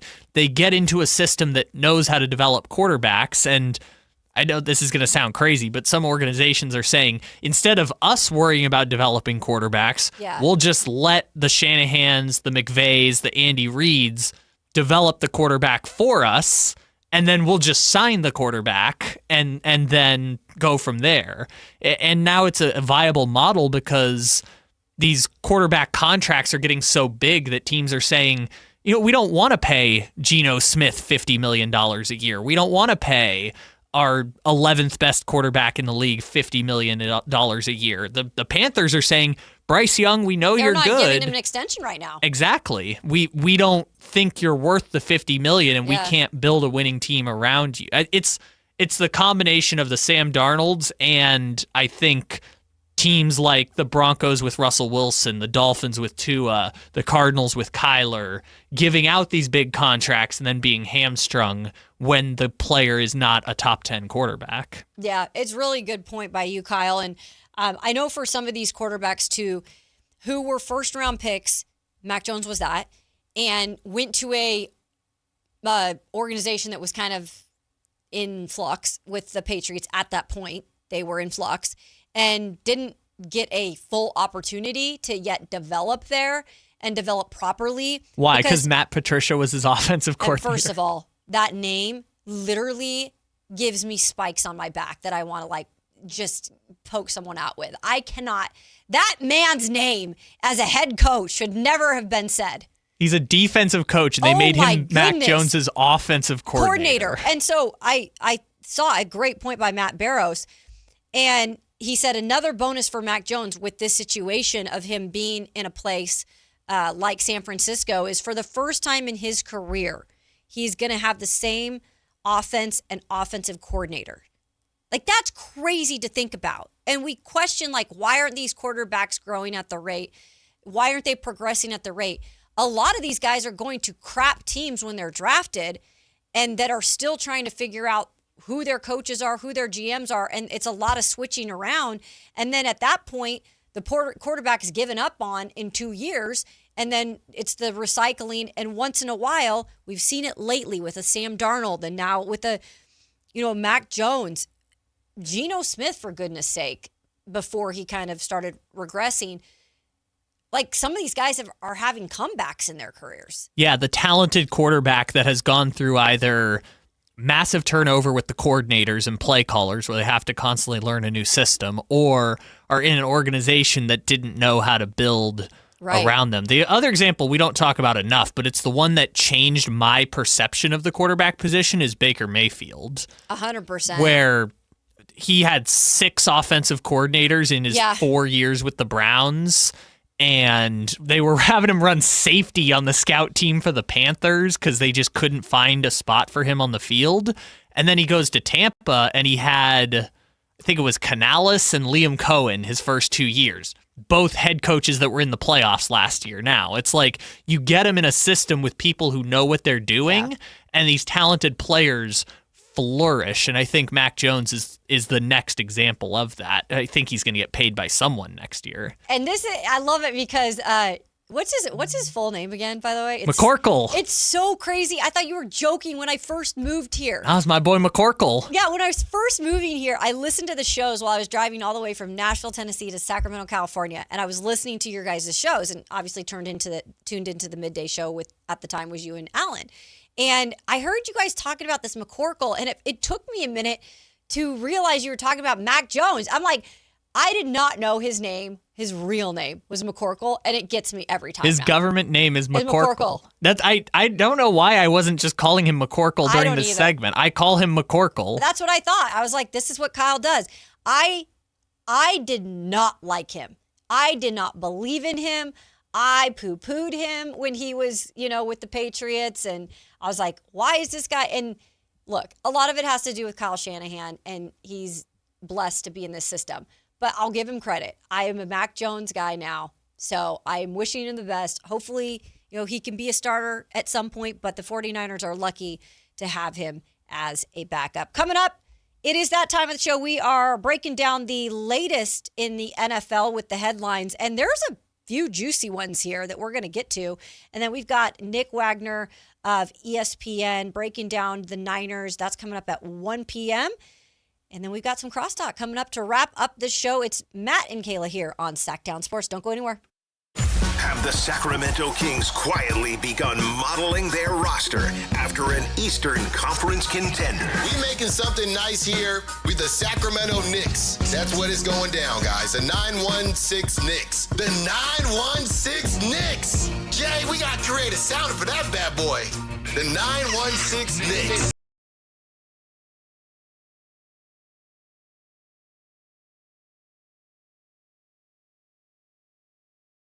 Kings basketball. Sactown Sports 1140. Do Crohn's disease or ulcerative colitis symptoms keep coming back? Tremfya, guselkumab, may help, with rapid remission achieved at 12 weeks and lasting clinical remission at 1 year. Some even saw visible improvement of their intestinal lining at 12 weeks and 1 year. Tremfya is a prescription medicine used to treat adults with moderately to severely active Crohn's disease and adults with moderately to severely active ulcerative colitis. Serious allergic reactions and increased risk of infections and liver problems may occur. Before treatment, your doctor should check you for infections and tuberculosis. Tell your doctor if you have an infection, flu-like symptoms, or if you need a vaccine. Healing is possible with Tremfya. Approximately 3 out of 10 patients were in endoscopic remission at 1 year, based on areas visualized on colonoscopy, which may not represent the deeper bowel layer or entire GI tract. Individual results may vary. Ask your doctor about Tremfya today. Call 1-800-526-7736 to learn more or visit tremfyaradio.com. It's Big O Tire's anniversary sales event. Now through June 14th, buy 3 tires, get 1 free on 4 select in-stock Big O brand tires with installation purchase. Plus, you'll also get our industry-leading ProTech Plus warranty for free. Disposal fees extra, not good with other offers. See Big O dealer for pricing. Injured at work, slip, trip, or a heavy object fall on you? Fareed Guptill, Esquire at DTLA Law Group fights to get you paid while you recover. Don't wait, protect your rights today. Text Injury Help to 40222 or visit calldowntown.com now. That's Injury Help to 40222. Text rates may apply. Office located at 560 Santa Fe, Los Angeles. Results or outcome may vary. No attorney-client relationship is implied. Visit them at calldowntown.com. That's calldowntown.com. Want the best movie experience in town? Join Sactown Sports IMAX Pass by visiting SactownSports.com. Sign up today. You can win tickets to see this week's films at the Esquire IMAX Theater. Hey, it's Carmichael Dave. I'm talking to Chad Hoblet of Hoblet Dodge Chrysler Jeep Ram. Chad, what's going on for the Memorial Day sales event? Right now, you can save up to $16,000 off MSRP on new 2026 Ram 1500 crew cabs. Plus, with an EPA estimated combined 22 MPG, you're going to save big at the pump. It's true. Getting fuel is easily one of the scariest things to do nowadays. I get it. And a new Ram could be what you need to cut your fuel costs long term. Plus, you'll enjoy best-in-class luxurious cabin comfort and the most luxurious Ram 1500 ever. If you've been thinking about a new truck, you have to start with Ram. Plus, with over 500 new... Live on the water, live in the blind, and live with the top pros and experts in outdoor sports. California Sportsman with Fishing Hall of Famer Sepp Hendrickson is your premier destination for all things outdoors. Sepp's Saturday Morning Outdoors. Ultimate Bass and California Sportsman, 5 a.m. to 8 a.m. Saturdays on Sactown Sports 1140. Card collectors know there's nothing as special as a rare one-of-one card. And now you can hear a very rare one-of-a-kind sports card show right here on Sactown Sports. Whitey Gleason here inviting you to join me and Mr. True Sports Cards himself, Emran Pilati, for the True Sports Card Show every Saturday morning at 10 on Sactown Sports. It's the only sports card radio show in the nation. For all your hobby needs, get to True Sports Cards, 6661 Stanford Ranch Road in Rockland. And for hobby, insight, and fun, join us for the True Sports Card Show Saturday mornings at 10 on Sactown Sports. It's time for the 2-minute drill. Kayla Anderson has the ball, and she's taking us around the world of football. It's Kayla's 2-minute drill on Matt and Kayla. Welcome back into the Matt and Kayla Show. It is that time of the show. We break down the biggest headlines in the NFL as we have a lot of NFL teams that have already started up OTAs or who have started it up this week, including today. So we'll have a little bit in terms of 49ers updates coming up from Nick Wagner at the top of the hour. But let's start with some of the biggest headlines in the NFL. And we'll begin with this. A new Guardian. I'm curious as to pick Kyle's brain about this one. So, Travis Kelce is purchasing minority stake in the Cleveland Guardians. And this comes after we saw him courtside with his beautiful fiance, Taylor Swift, the other day, and he was causing quite the ruckus. But that's Travis Kelce for you. He's very proud of being a Ohio guy, and so much so, like you said, he'll chug a beer. He doesn't care who's with him. He will Swift. Chug a beer, let me tell you. He will chug a beer. And so will his buddy at Tight End U. They run Tight End U that's going on in Nashville. I believe it's this weekend. George Kittle over here. Yeah. You've met George Kittle's wife, we know. Yeah, Claire. Yep. Very cool. First name Very basis cool with gal. her, too. Yeah, she's awesome. But in all seriousness, I'm curious because his teammate, Patrick Mahomes, is a minority owner with the Kansas City Royals. So I'm like, I wonder if he just got some advice from Patrick and been like, you got to invest, man. Like, be a part of this team. I think it's the new age. All these pro athletes that are even active are getting involved in other athletics. I actually like it. I think it's cool. I think it means a lot to some of these guys that are born and raised in these cities, especially like a Cleveland, Ohio. Very blue collar. They're very proud of their sports up there. So I'm actually happy for Kelsey. I think it's kind of cool.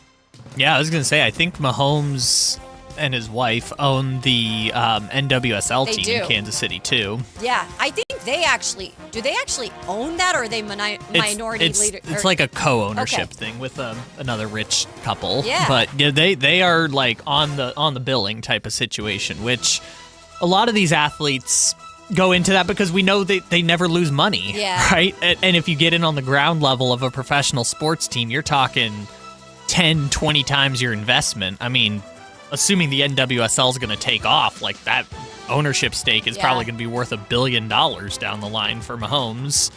I think him and Kelsey also own a steakhouse together in Kansas City. I think that's like a famous thing that you're supposed to do if you go to Kansas City. Is it's like I've been there. I haven't been to the steakhouse. I've done barbecue there. okay, But I think it's like their jersey numbers or something. okay. But it's their Kelsey and Mahomes' Yeah. steakhouse. So they clearly have business ventures together, which it's now funny that they are quote-unquote rivals in the same division of baseball in terms of owning Major League Baseball I'm sure teams. they'll have their little fun riffs when it comes to when those two teams meet. I mean, like, I get Travis is an Ohio guy and stuff like that, but the Royals couldn't make a caveat for Travis. They only got enough ownership stake for Pat. He went on and on about Cleveland and how special it is, and it's raised him to be the guy he is. Like, look, I get it, though. I mean, hometowns mean a lot. Sure, I get it. Also, like, Mahomes is not from Kansas City. No, he's not. But he is. You know, he's the Kansas City guy, which Where is Mahomes technically from? he's from Texas, but Yeah, I knew he was from but okay. his dad was in the majors when he was a kid. Yes. So like they were on the Texas Rangers and then moved somewhere else. He's from one of those smaller towns in Texas. Yeah. But again, his dad played for the Texas Rangers, so like they were probably living in some community that all the baseball players lived in. Exactly. So he's good for both of them, but I thought that was cool about Kelsey. All right, bad pack.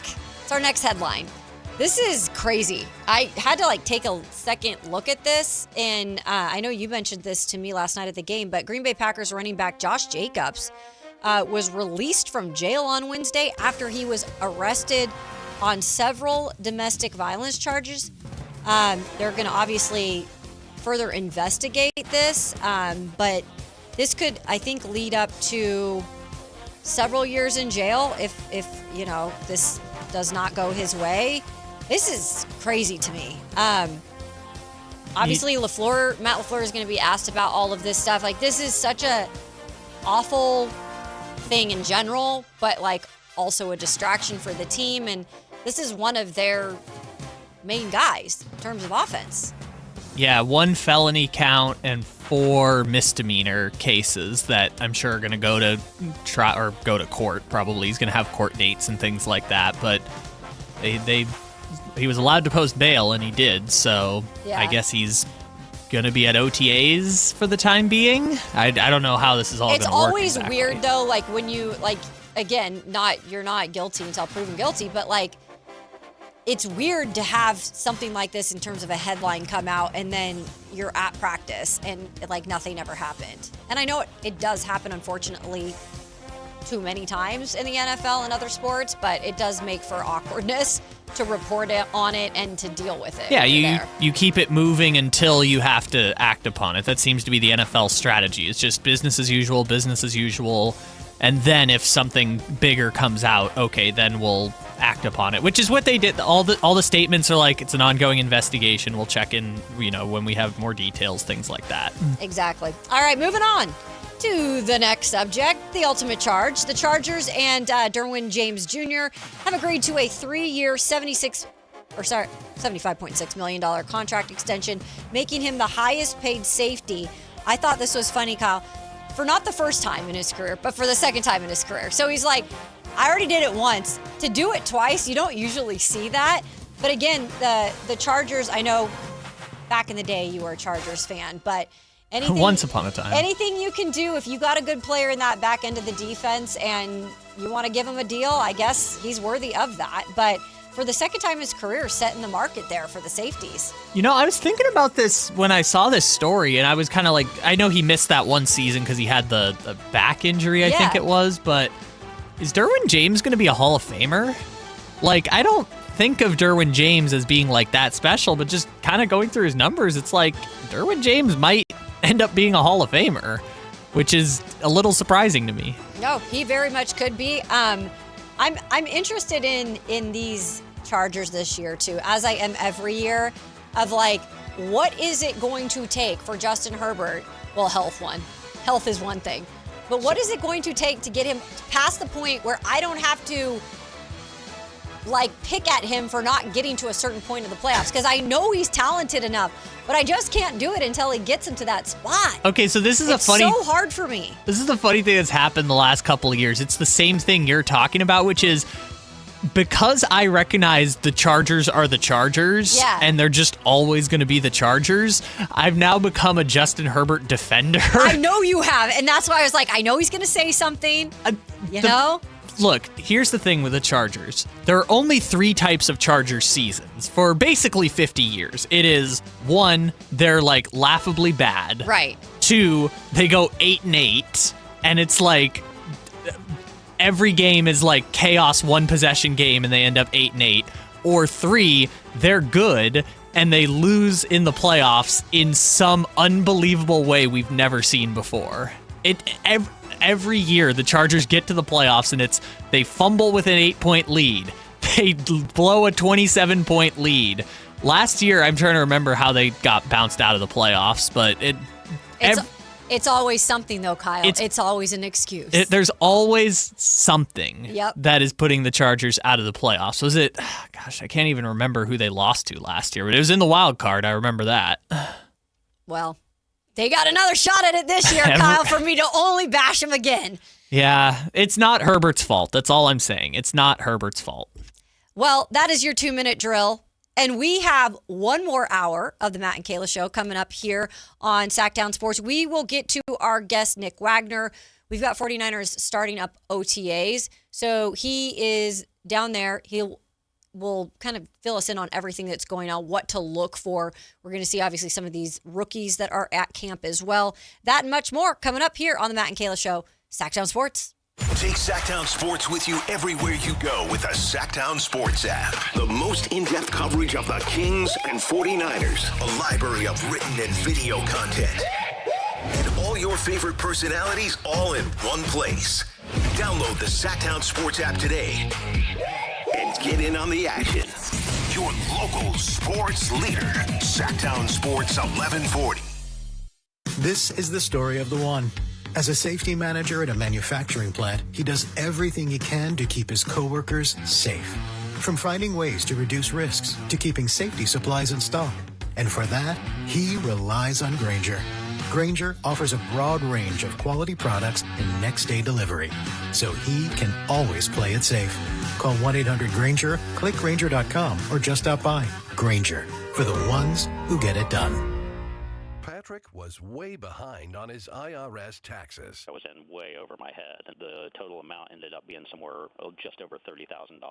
$30,000.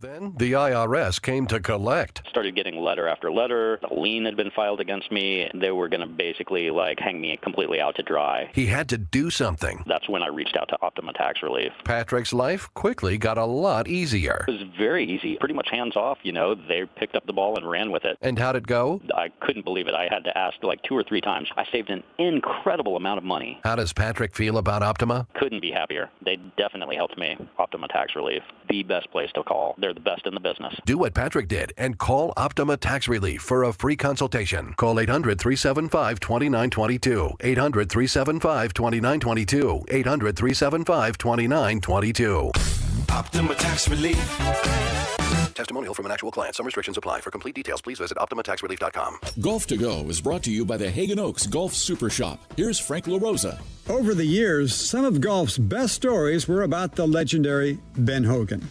Tommy Bolt once said that Hogan was the only player he'd ever known to get an ovation on the practice tee. He said he saw Hogan playing practice rounds before a tournament where half the gallery was made up of other professionals. When Bolt was asked who was better, Jack Nicklaus or Ben Hogan, Bolt replied, "Well, I saw Nicklaus watch Hogan practice, but I never saw Hogan watch Nicklaus." That's a pretty definite answer. Hogan described the game of golf as a game of misses. He said, "The player who misses best is the one who's going to win." He believed that the first hole was the most important, saying, "Well, if you don't birdie the first hole, how can you expect to birdie them all?" Ben Hogan knew the value of positive thinking on the golf course. That's your Golf to Go. I'm Frank LaRosa. When you're vacationing in your RV, there are some things you can always count on. Taking the kayaks out on the lake, hot dogs on the grill, and your sister's boyfriend pulling out his acoustic guitar. Everyone quiet! Harrison's playing. Wow, you're so good, Harrison. With Progressive, your RV is protected 24/7, so you're prepared for whatever you don't see coming. Progressive Casualty Insurance Company and Affiliates, not available in D.C. Pros, save more on the materials you need to get the job done, inside and out, at Lowe's. Right now, get 10% off in-stock Trex Naturals decking, now available in more styles. Plus, get 15% off select custom entry, interior, and storm doors. Then, we'll deliver it all straight to your job site to help keep your jobs moving. Get the brands pros trust, priced right, and ready when you need them. Our best lineup is here at Lowe's. Valid through 5/27. While supplies last, selection varies by location. MoonPay X Games Sacramento 2026 is taking on Cal Expo this summer. Catch live music performances and more than 100 top skate, BMX, and Moto X athletes compete. June 26th through June 28th. Get your tickets now at xgames.com. KHD HD1 Sacramento, KYMX HD3 Sacramento. From the Power Business Technology Toshiba Studios. Sactown Sports 1140.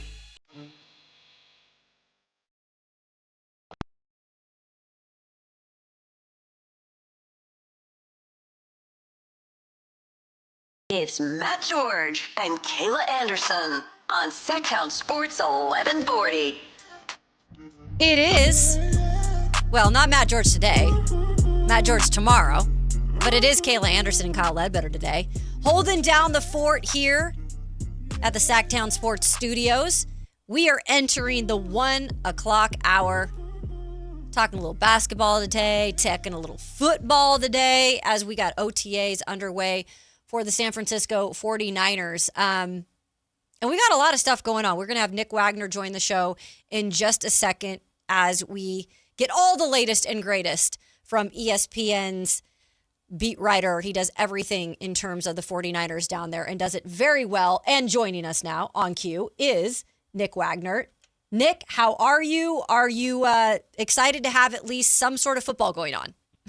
Yes, I'm doing well, and I'm excited to have this version of football going on because it's like the last thing before summer vacation, right? So yes. It's almost like finals for everybody, right? You're just trying to get through this, and then we can turn to the best time of the year in which we get to take some time off. So for them, in terms of the Niners today, starting up OTAs, I didn't know if you guys got any accessibility today to players or if anybody spoke. What can you tell us with them starting up OTAs today? Yeah, nothing going on today, at least in terms of availability. We will be down there tomorrow, but they did open OTAs today. I know the expectation was that they were going to be taking it pretty lightly today, and I'm not sure exactly what the attendance is. I think they're actually doing some stuff right now as we're speaking. But tomorrow we'll get Kyle Shanahan and supposed to get some player availability, hoping to hear from Christian McCaffrey and maybe a couple other people.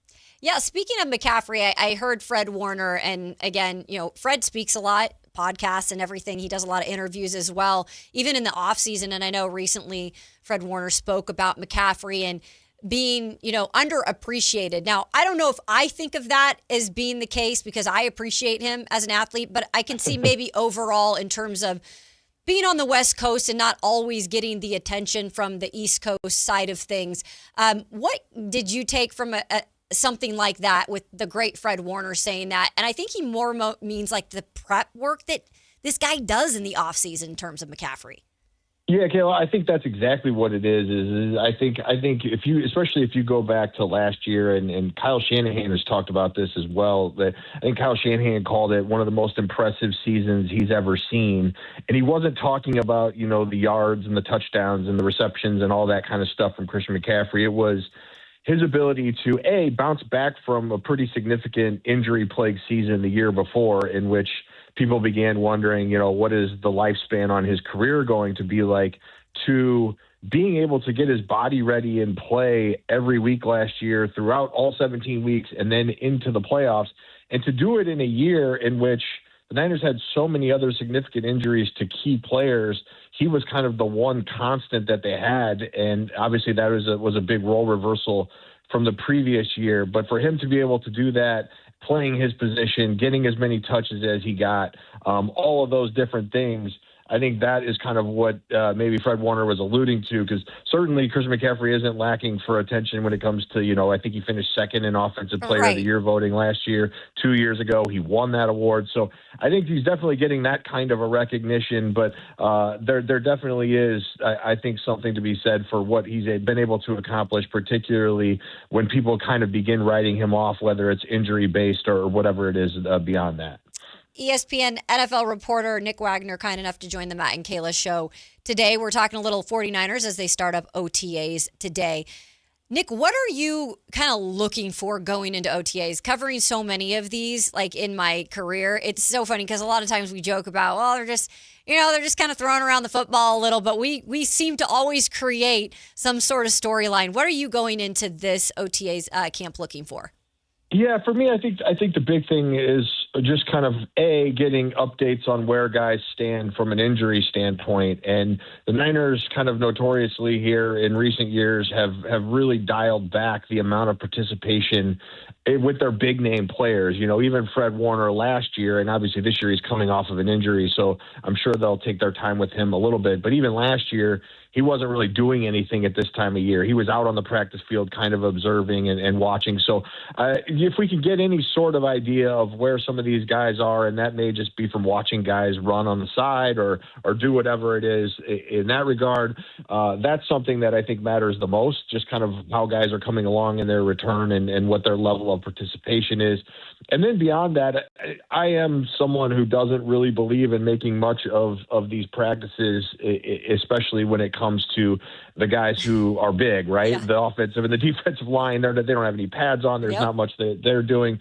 But I mean, you can glean some things watching outside, right? The receivers versus the corners. So obviously you want to get a good look at the rookies. I think that is something that you can see, not necessarily like, oh, you can't walk away saying DeJon Stribling is going to be great or whatever, but you can tell the other way sometimes. Like I've covered teams where rookies come in an OTAs and early on, they don't look like they belong and they really struggle. And you're like, well, how is it going to be when pads come on? It could only be worse, right? So, so there is kind of that element that of just kind of seeing how guys fit in and maybe the way they look when they are going up against professionals every day. And there's a learning curve to that, but there is something to be gleaned from it. But that's really about it for me. I don't think there's a whole lot that you really can walk away from making any sort of sweeping generalizations. That won't stop others from doing it, but that's not really my style. No, I get it completely. And, you talked about the rookies, and we had the rookie mini camp, but this is the first time that they're really inserted with some of the veterans on the field. Overall, what has been the talk just recently with these guys getting in the building? Some of these, you mentioned Stribling and height and everything. What has been the vibe of the class so far, and how maybe they've come in and accepted the responsibility of being pros now? I think they've been pretty positive, at least internally, about what they've seen early on from some of these rookies. And some of this goes back to something I think you asked me the last time I was on your show about just kind of the age of the draft class, kind of the experienced guys a little bit older. And so I think maybe there's something to that in terms of just kind of their ability to come in right away and learn how to be pros at maybe a quicker learning curve than other people, because And let's face it, with college football the way it is now, you are almost forced to be more of a pro right away because you're being compensated that way, and NFL teams can judge you off of that. Are you a senior, a fifth-year senior in college who got a nice NIL deal, and then you just kind of rested on your laurels, or did you kind of already begin working like you're a professional because you're being compensated like one? So I've heard good things, especially with some of the early picks about the way the Niners have been pleased with the way they've come in and kind of gone about their business, and so that is a good thing. It's definitely a team that has plenty of veterans, plenty of guys for those guys to look up to, but also those guys are going to have expectations. Those veterans need those guys to step up and contribute right away if this team's going to want to get where it wants to go. This is just a fun, maybe off-season thing that I always pay attention to, and I think it's cool that wherever I look, whenever I'm on social, I feel like 49ers players are grouped together, or there's obviously certain groups of them that just enjoy each other's company even away from football season. And I think like that can't be taken for granted sometimes in terms of how close this Niners team is. Do you take anything from that and just like they want to spend time together even outside of the football season? Yeah, I mean, I think part of that is this is a unique place in that they've had a lot of kind of sustained success, and so that inherently there's guys who have been together for a long time, and you would hope that they've grown close in that time. But I think it speaks more to kind of the leadership, the pillars of the team who have been around for a while, whether that's George Kittle or Trent Williams or Fred Warner or Christian McCaffrey, Kyle Juszczyk, those guys, not only are they close with each other, but they do their best to kind of go out of their way to make sure that young guys and these other guys can kind of find their way into the fabric of that culture. And, you know, I wrote about it last year, last offseason. Kyle Shanahan had a bunch of the leaders, guys who'd been around for 3 or 4 years, over to his house. And his message to those guys was like, hey, we're going to have a bunch of roster turnover. If you remember, you know, last year they had all that roster turnover. He wanted to make sure that his leaders were going out of their way to kind of build those bonds and get those guys on the same page, not just from a schematic standpoint, but in terms of what they want their team to be, what they want the culture to look like. And so I think that kind of carries over, and I think you've seen that. And, you know, you see guys like Mac Jones, who hasn't been around that long, but he's certainly, you know, not afraid to go out and hang out with those guys, and you see him all the time. So I do think that's something that they kind of pride themselves on, and I think that's something that, yes, Kyle Shanahan has nudged them in that direction when he can, but I also think it's something that, you know, George Kittle is just kind of a natural in that regard. Yeah. Fred Warner is more of a natural as a leader. So those guys, everybody kind of takes their cues from them, and then you get a real positive trickle-down effect. I'm glad you brought up Mr. Mac Jones. So the 49ers and Mac Jones have recently agreed to a bit of a revised contract. He's going to get added like a $300,000 roster bonus. I know those are all just numbers or whatever. The biggest question for you, Nick, is I really did think he might have a chance to go be a starter somewhere else this next year. But I know how valuable he is to Kyle Shanahan and to this Niners team. I think he's the best backup right now in the NFL because the fit is just really good here. Yeah. Were you surprised at all with maybe not moving him, or I guess just how beneficial is it to truly have him there as Purdy's backup? Yeah, let's start with the first part of that. Was I a little surprised? Yes. I think the thing I was most surprised, not necessarily that they didn't trade him, but just that there never really seemed to be much momentum toward that. Mm-hmm. I think maybe, and this is just me personally, I underestimated, and from talking to people, maybe they underestimated what the market could look like, because there was certainly a time going into the offseason where it seemed like there weren't going to be a lot of quarterback options for some of these teams, whether, beyond the Raiders in particular, they were going to get Fernando Mendoza, but the draft didn't look very strong. So that leaves quarterback jobs open, and they have to either trade or sign guys. And I think what happened was a lot of teams, let's just use the Jets as an example, a team that clearly needed a quarterback, or the Cardinals, a team that clearly needed a quarterback. I think they feel like they're not in a position where trading and giving up an asset for a valuable asset for a quarterback and then probably having to pay him too, because I know Mac Jones camp wanted that as part of any deal with some extra security. I don't think that they felt like they were in a position to do that just because they weren't good enough. They didn't have the infrastructure around a guy like Mac Jones for him to go and have success. Whereas you look at, Sam Darnold, who he goes to Seattle, and Seattle can take that risk a little bit. Minnesota even before that, because they have the infrastructure in place, and those teams didn't have that. So then you narrow it down to what are the places that have the infrastructure? Well, Minnesota was the one, right? Like I think a lot of us looked at that as a natural fit. I know Mac Jones was very interested in going to Minnesota. And then they get a chance to basically get Kyler Murray for free, essentially, price-wise. And so, yeah, you might love what Mac Jones does, and you might like the way he fits because of the offense is very similar with what Kevin O'Connell runs up there. But you take that away and you say, okay, well, can we get Kyler Murray at a very significant reduction from what Mac Jones would likely cost, and we don't have to give up anything to get him? Like, I think it's just kind of the market worked against Mac Jones in a lot of ways. And I also think the 49ers wanted a lot for him. Kyle Shanahan kind of alluded to it at the draft that they wanted a first-round pick, and I think that at minimum it was going to take a second-round pick. So everything kind of just worked in concert to keep Mac Jones in San Francisco. And I know the 49ers don't mind for all the reasons that you laid out, Kayla. Do you think he will, beyond this year, be a Niner, or you think he'll get that opportunity? I'd be really surprised if he didn't land somewhere else next off season. And then, when he's a free agent, then you're kind of looking at, yes, a team may have to pay him a good chunk of money. So it's more along the lines of what Sam Darnold signed for when he went to Minnesota, or maybe what he signed for when he went to Seattle, or even what like Malik Willis signed for with the Dolphins this year, where you're getting up into the $20, $25, $30 million a year range. So it is pricey. It's not overly pricey relative to the top quarterbacks, but at least you've made a commitment to him and he can get something good.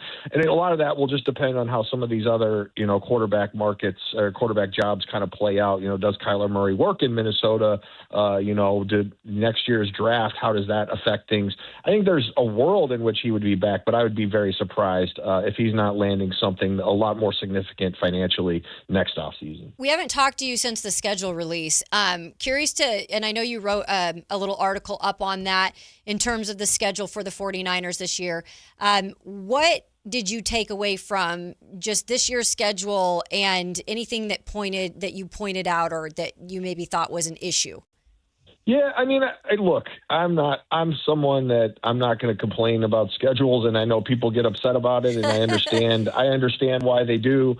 But the fact of the matter is when you're the San Francisco 49ers, you're the Seattle Seahawks, and you are located where you are located geographically, it's probably not going to be fair more often than not, just because of the travel that is involved and the way the scheduling works. I understand why they are upset about Australia. You take away one of three, it's actually your shortest trip, but one of your three division trips, which are all relatively short compared to the rest, and you turn it into the longest trip possible.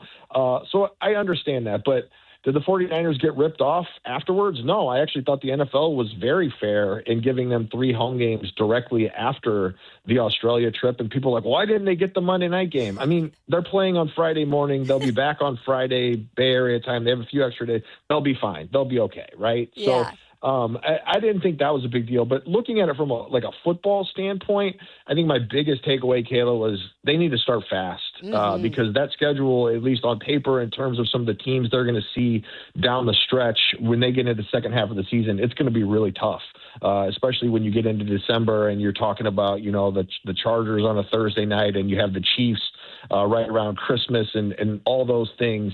That is not going to be an easy stretch in there by any means. It's certainly not going to be like it was last year, last December, if you remember how much the schedule kind of eased up for them. So that to me is they got to jump out to a quick start, at least 3-0. I think, that Rams game obviously going to be tough in Australia, but 3-0, 4-0, somewhere in there, 3-1, 4-0, I should say, somewhere in there after that first 4, I think is going to be mandatory if they're going to make any kind of a deep run. And part of that too, Nick, is just like being able to stay healthy. And I know we overstate that, but especially like from the jump when you're, saying it's important to get out to a good start and health has to be on their side.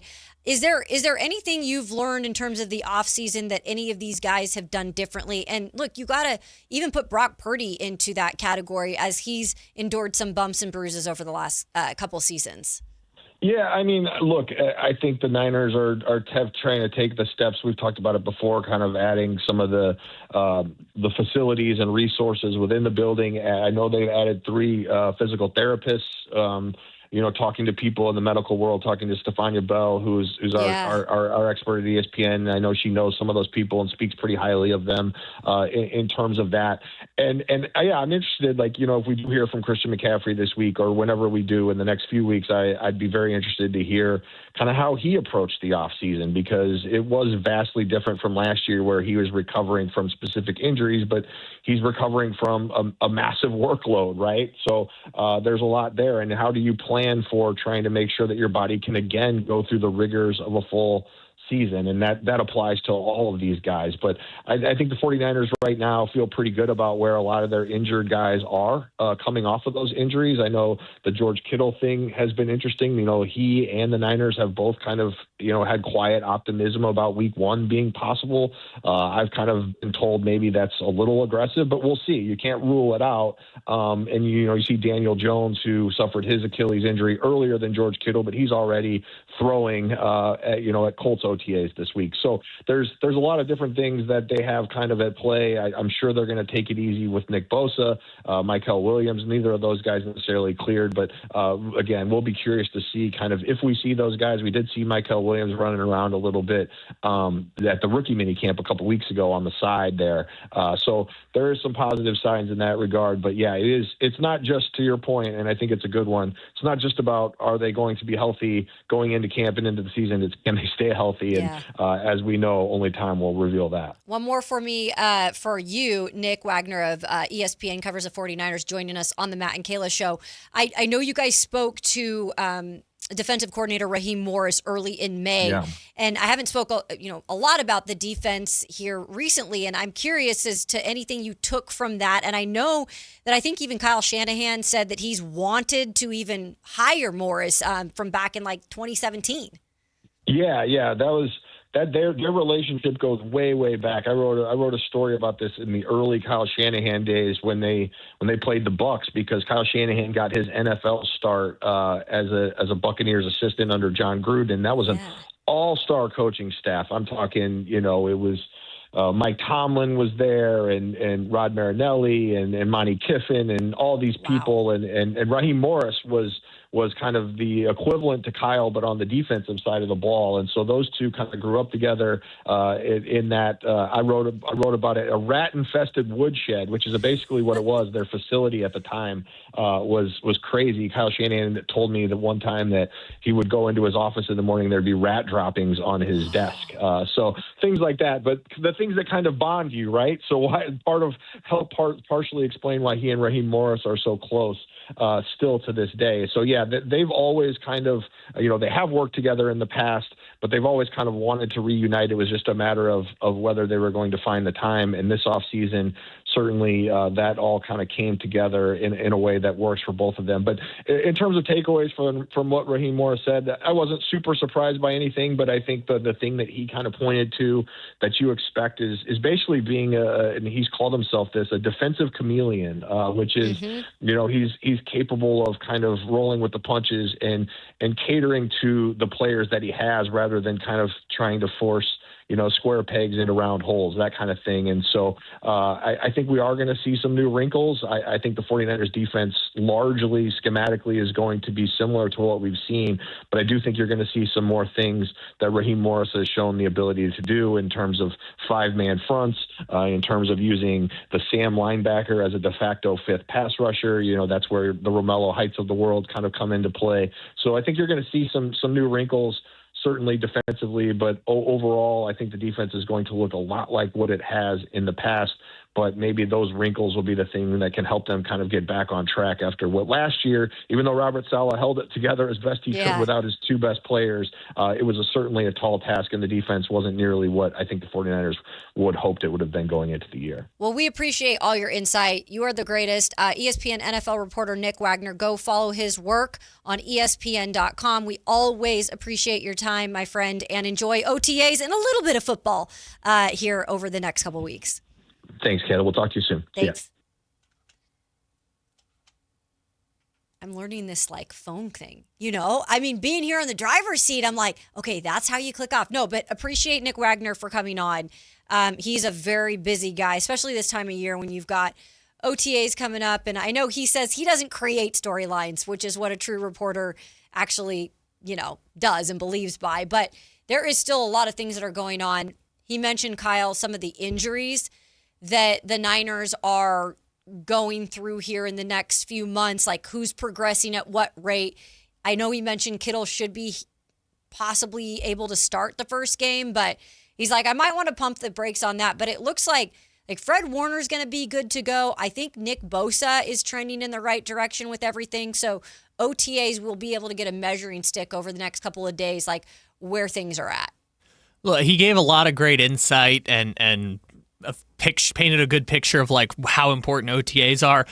Only thing I'm thinking about is the story about the rat droppings in the office. Dude, I could not believe that. I was like, that's nasty. the Kyle Shanahan Raheem Morris. Remind me, was it Tampa or Washington he was talking about?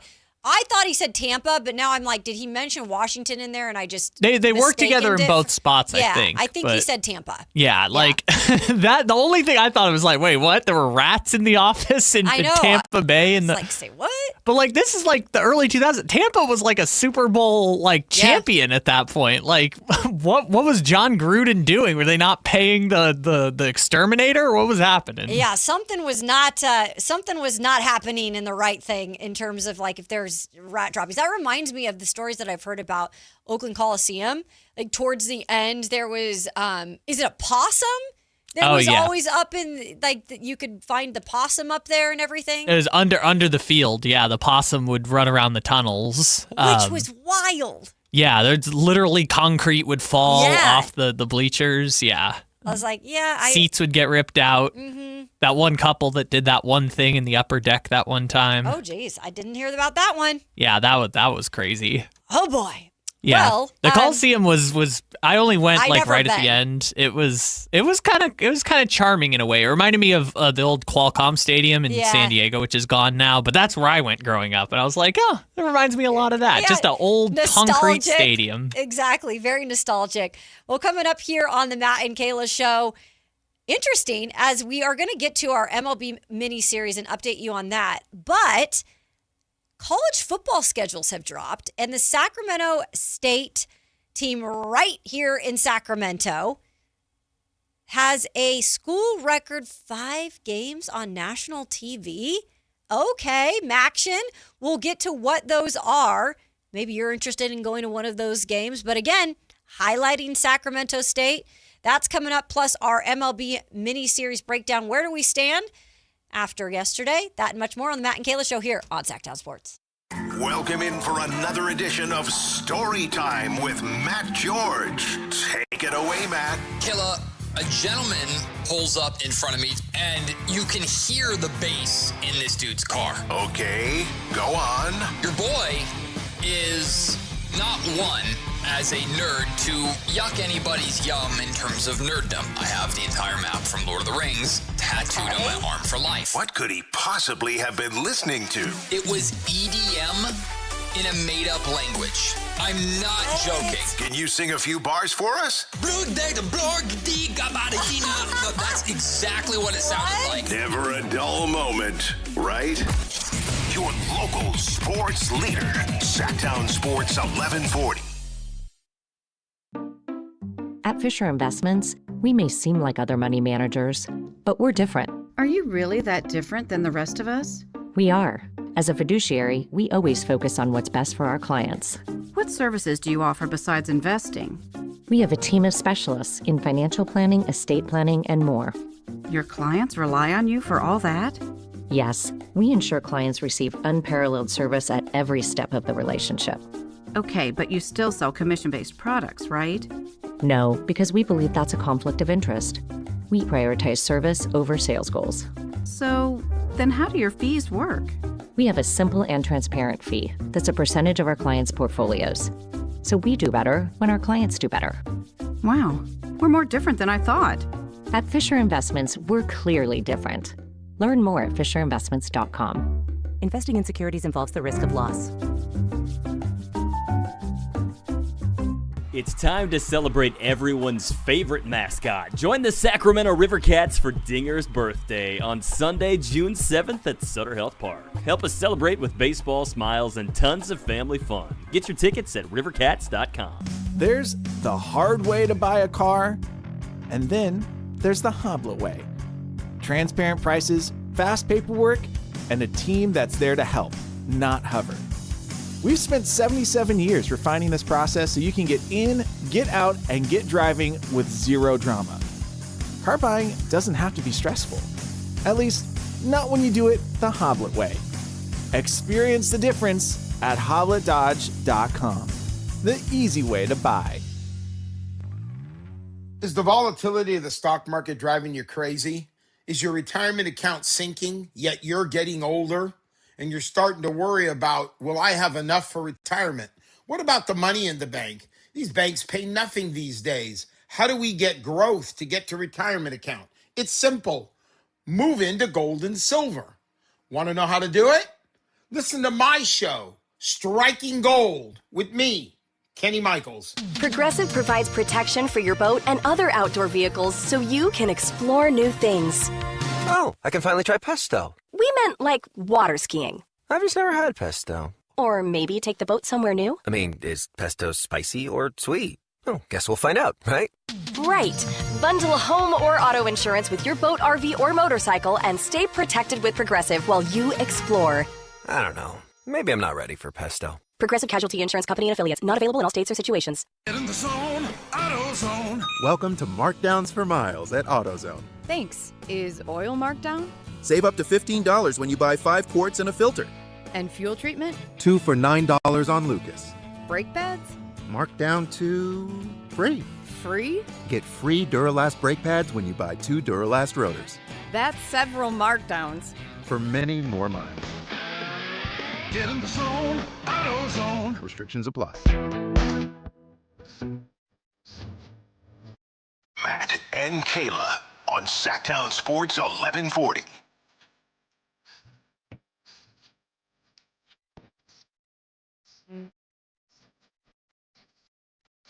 Welcome back into the Matt and Kayla Show here on Sactown Sports. Sorry, this is Sheryl Crow. It is Sheryl Crow. And you know what I'm about to do. Because Kyle's already annoyed with me enough about my MJ obsession.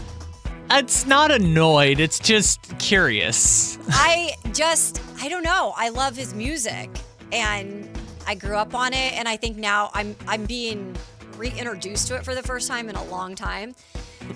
And part of that is I lost my artistic, in terms of my music artistic value after high school, because I went into sports broadcasting, which is artistic in its own way because I shared stories and I edited and filmed and did interviews and put stories together. So that was still my artistic part of me. But I left the music and the dance and the singing like behind. So like I think like watching a film like that and then kind of being reintroduced to his concerts that are just next level, like from the 80s, like watching some of those, I'm just like, man, it got me back in my singing artistic vibes. Yeah, that seems to be kind of my conclusion. You're reconnecting with the 6-year-old version of yourself that fell in love with dance and music and things of those sorts. Exactly. It kind of set the tone and set the bar high. But the note was Sheryl Crow, and I just learned this in my investigating of all these concerts and who was in the concerts. She was the primary female backup singer for Michael on tour when he went on the Bad Tour in 1988, which was incredible. But she's like the one that does some of the duets with him. And I thought it was a joke that it was Sheryl Crow. No, it's her. And she's got the big hair and everything. Like, it was so funny. I was like, is that Sheryl Crow? And I was like, no, that's not. And then I did some research, and yeah, sure enough, she like interviews about it and talks about it. Is that Michael Jackson's backup singer, Yeah. Sheryl Crow? And she was unknown at the time. Like, they picked her out of a sea of, how many people tried out for it. So that song intro just reminded me of that. Everything is just 2 degrees away from Michael Jackson, which it seemed like you and my girlfriend connected over Michael Jackson. We did. Last night, because at one point you guys were talking and Matt was like leaning over. I was like, they're talking about Michael Jackson. Don't worry. They're locked into a conversation now. Yeah, you're like, we can watch the game for a second while they focus in on that. I don't know if Matt needed to say something to you, but he was just like looking over at you guys talking. I was like, they're talking about Michael Jackson. Exactly. They're in the zone now. We're in the zone. I'm glad Kimberly, who's always in the chat, we love her. She has also been listening to MJ on Tilt. So I get it. Some of us are just doing it. We're just down that rabbit hole, Anyway, speaking of interesting things in terms of newness and I guess we're not reintroducing ourselves to anything in terms of a schedule like this. This is just flat out new for Sacramento State, but exciting to say the least. I know I just saw Kevin John. He just retweeted this about 30 minutes ago, but the college football schedules, a lot of them have come out, and Sacramento State actually has a school record 5 games on national TV. We talked about MACtion and how they are part of the MAC and what can this do for their brand. And this is big. Like, this is a good thing, and a lot of eyes on this program here this next season. So Sacramento State will start out with a national game at Fresno State. That's September 12th. Sac State will then take on North Dakota September 19th. That will be at Sac State. North Dakota State, I think. That's the big one, the Mountain West now. Big program who has done a lot of big things at the FCS level, who are now similar to Sac State making this transition. Making the jump. That's actually that'll be a really interesting game. Sac State hosting Kent State. That's September 30th. And then Sac State hosting Toledo on the 4th.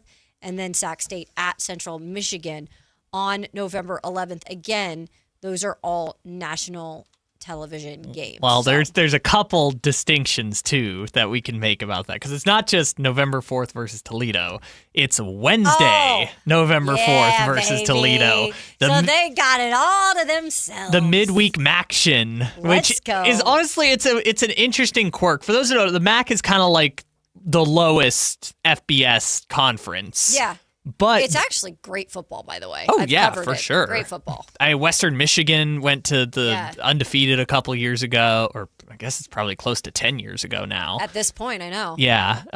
But they did this really interesting thing on their schedule where they play games on Tuesday and Wednesday because ESPN doesn't have programming on those days. And so they get to play on main ESPN or ESPN2 during these midweek MACtion games. So Sac State has 2 midweek games, 2 Wednesday games this year, and a Friday game, which I think all of them are either ESPN or ESPN2. Yeah, and I don't have those listed yet, but I'm sure that will be coming out as soon as, I'm sure they're probably even out. I'm just reading from Kevin John. So. Yeah, we know the schedule, but we don't know the TV. The big thing is ESPN is releasing their TV schedule, which includes apparently national TV games on Wednesdays and Fridays. Wow.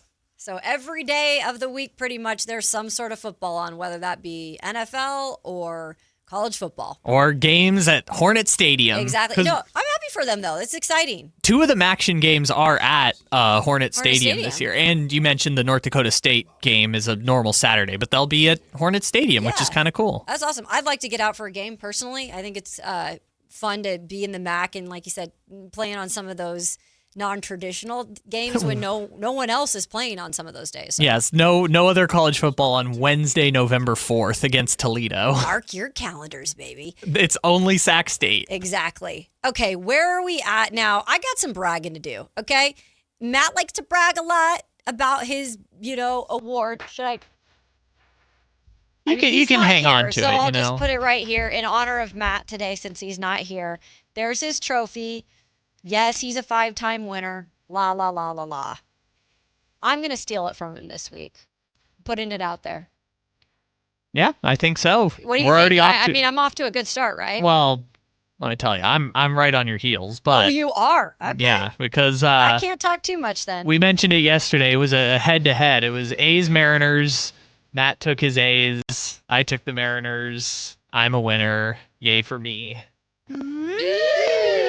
And Matt's a loser. What a idiot. Head to head. Oh, what a The 10-game streak is over. I can't believe he was at 10 games in terms of this game. Yeah, it's weird because all of us are just 500 other than this one streak, which I'm guessing is going to even out now. He's going to probably lose like 6 in a row or something like One that. of us are going on a run. I can feel it. I'm very happy that you chose my Mariners last night and my Mariners executed. And by the way, my Mariners are up on the A's right now in the top of 6, 5-0. That game currently going on at Sutter Health Park. I know we're going to be at the announcement thing tomorrow, but you should bring a broom in and just sit it right there next to him. I might do that because he's not going to be here Friday, so I might have to do that tomorrow. Okay, so what I pretty much, again, if it comes to run differential, I think this is going to help me because last night I picked the LA Dodgers over the Rockies. They completely dismantled them. It was 15-2 when I checked. It ended up being 15-6. So the Rockies got a few back at the end, but yes, the Dodgers just smacked them around. Okay, there's a win for me. So what are we at right now going into today? Because I think I had a team play today. Yes. So Matt had the Yankees over the Royals. He picked that yesterday. Okay. You had the Braves against the Red Sox. Mm-hmm. I have the Rays against the Orioles. I know that game hasn't started yet. Okay. So I don't know about any other games if they've concluded yet. No, it looks like none of the games have started yet. Okay. The Braves play at 3:45 and the Yankees are at 4:40. So perfect. No games off to start yet, but Matt's got the Yankees. Yep. You've got the Braves. I've got the Rays. And so the Braves are taking on the Red Sox. That's on the road. One of the only teams with a worse home record than the A's. Man, we found that out earlier. The Red Sox were supposed to be legit this year, by the way. Yeah, that thing, the whole Red Sox. And that thing went downhill real quick. Well, and then they fired Cora. I know. And the guys were not happy about it. No, and Boston fans are kind of crazy. They've been flying multiple planes over the stadium saying to sell the team. Like during games, they are flying like those single planes with banners that say "Sell the team, John Henry." There's been multiple "Sell the team" chants at the games. Like Red Sox fans don't mess around. No, they do not. Some of those East Coast teams. I mean, you talk about Philly, New York. I've been in some of those markets, not working wise, but just visiting, and it's intense there. It is intense. So what's our records? Oh, I didn't update the records Okay. here. So Matt is now 26-18. Okay. You are 23-21, and I'm back to 500 at 22 All right, and 22. There we go, Kyle. I like it. The thing I'm learning not though, bad. I think we're all gonna pull. I mean, Matt already has, but I think we're all gonna pull away from 500 now because we're just picking the same 8 teams over and over. Oh. Okay, so for those who might guys have, don't tell Matt that just happened. for those who might have heard that in the background on the radio, that was Kayla dropping the trophy. I threatened to throw it the other day. I did not mean to do that, but it looks like it's intact, guys. Nothing to worry about here. It's not like Nothing the to Ichiro see here. statue. There's no loose fidgets on them. Nope, nothing there to see. Y'all just keep quiet like that one time. Remember on the game, the day that we took the game that was in progress? Yeah. Yeah. Some things when Matt's gone, we don't tell. Which I don't even did we end up winning? I don't think we ended up winning that. I think Matt still beat us. I think so. It didn't even matter. But he never found out, which good job audience for being good about that. We love you guys. We also love these guys coming up. It is The Drive, guys. We've got Crosstalk with Whitey Gleason and Alan Stiles. That's coming up next as we wrap up the Matt and Kayla Show here on Sactown Sports. The X Games are coming to Sacramento. Join Kayla Anderson at Sactown Sports 1140 at Cal Expo Center from June 26th through the 28th to watch the top action sports athletes in the world go head-to-head with 3 days of high-octane competition, BMX, skateboarding, and Moto X, plus live music from global electronic music icon Cascade, Grammy-winning producer Artist Mustard, and DJ Subtronics. Get your tickets today at xgames.com. your local sports leader. Sactown Sports 1140. Is the crew on their way so we can fire up the grill? Cabrito, arrachera. They're gonna love it. Better go with birria and carne en su jugo. Classic Jalisco dishes with tradition. That seasoning is great, but Northern Mexican-style meat speaks for itself. Let's make both. Deal. And to boost the flavor, ice-cold Pepsi. Its sweetness pairs perfectly. And to go with it, flour tortillas. And corn ones too. Hey, carne asada deserves Pepsi. Hi, this is Adam Johnson, owner of Golf Fitness Solutions. Most golfers practice their swing, but ignore the body swing in the club.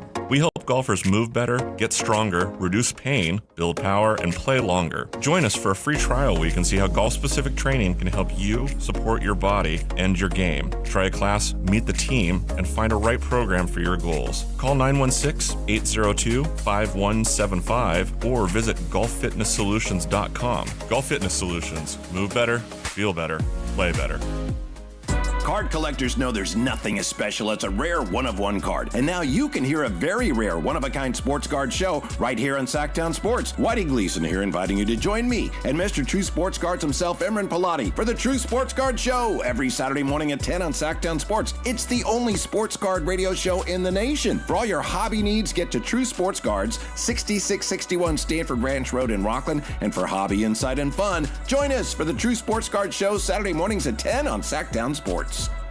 If you've ever endured a Sacramento summer and your air conditioner isn't exactly doing its job, oh man, how do you sleep at night? Turn on a big fan, kick off your sheets, even laying in front of an open refrigerator, which, by the way, is just weird. Nothing works. Not like an air conditioner that works. So right now, get yours professionally tuned up for as low as just $59. That way, you'll sleep the night away. Plumbing, electrical, heating, and air, Bonnie.com. Summer restrictions apply. License 696-355. Sacramento! Now you've got a place for all things dance. The all-new Energy 100.5 HD2. Where dance music lives. Dance vibes anytime and any place when you get the free Now 100.5 app. Or listen at 100.5 HD2. The spring service event is on at Maida Subaru. Now is the time to let Maida Subaru get your Subaru road ready for spring with exceptional savings on tires, brakes, wiper blades, and more. See all the service specials at MaidaSubaru.com.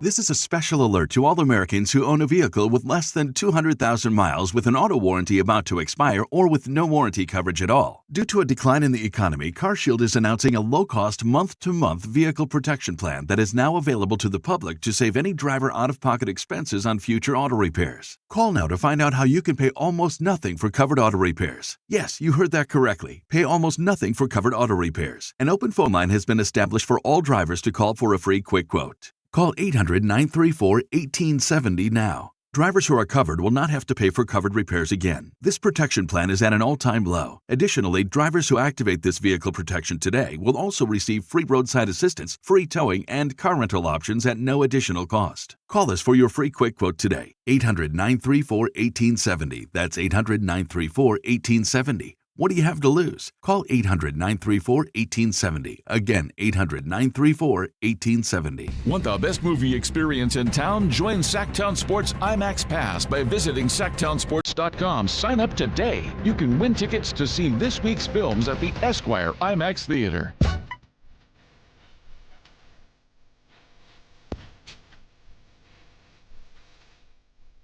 It's Matt George and Kayla Anderson on Sactown Sports 1140.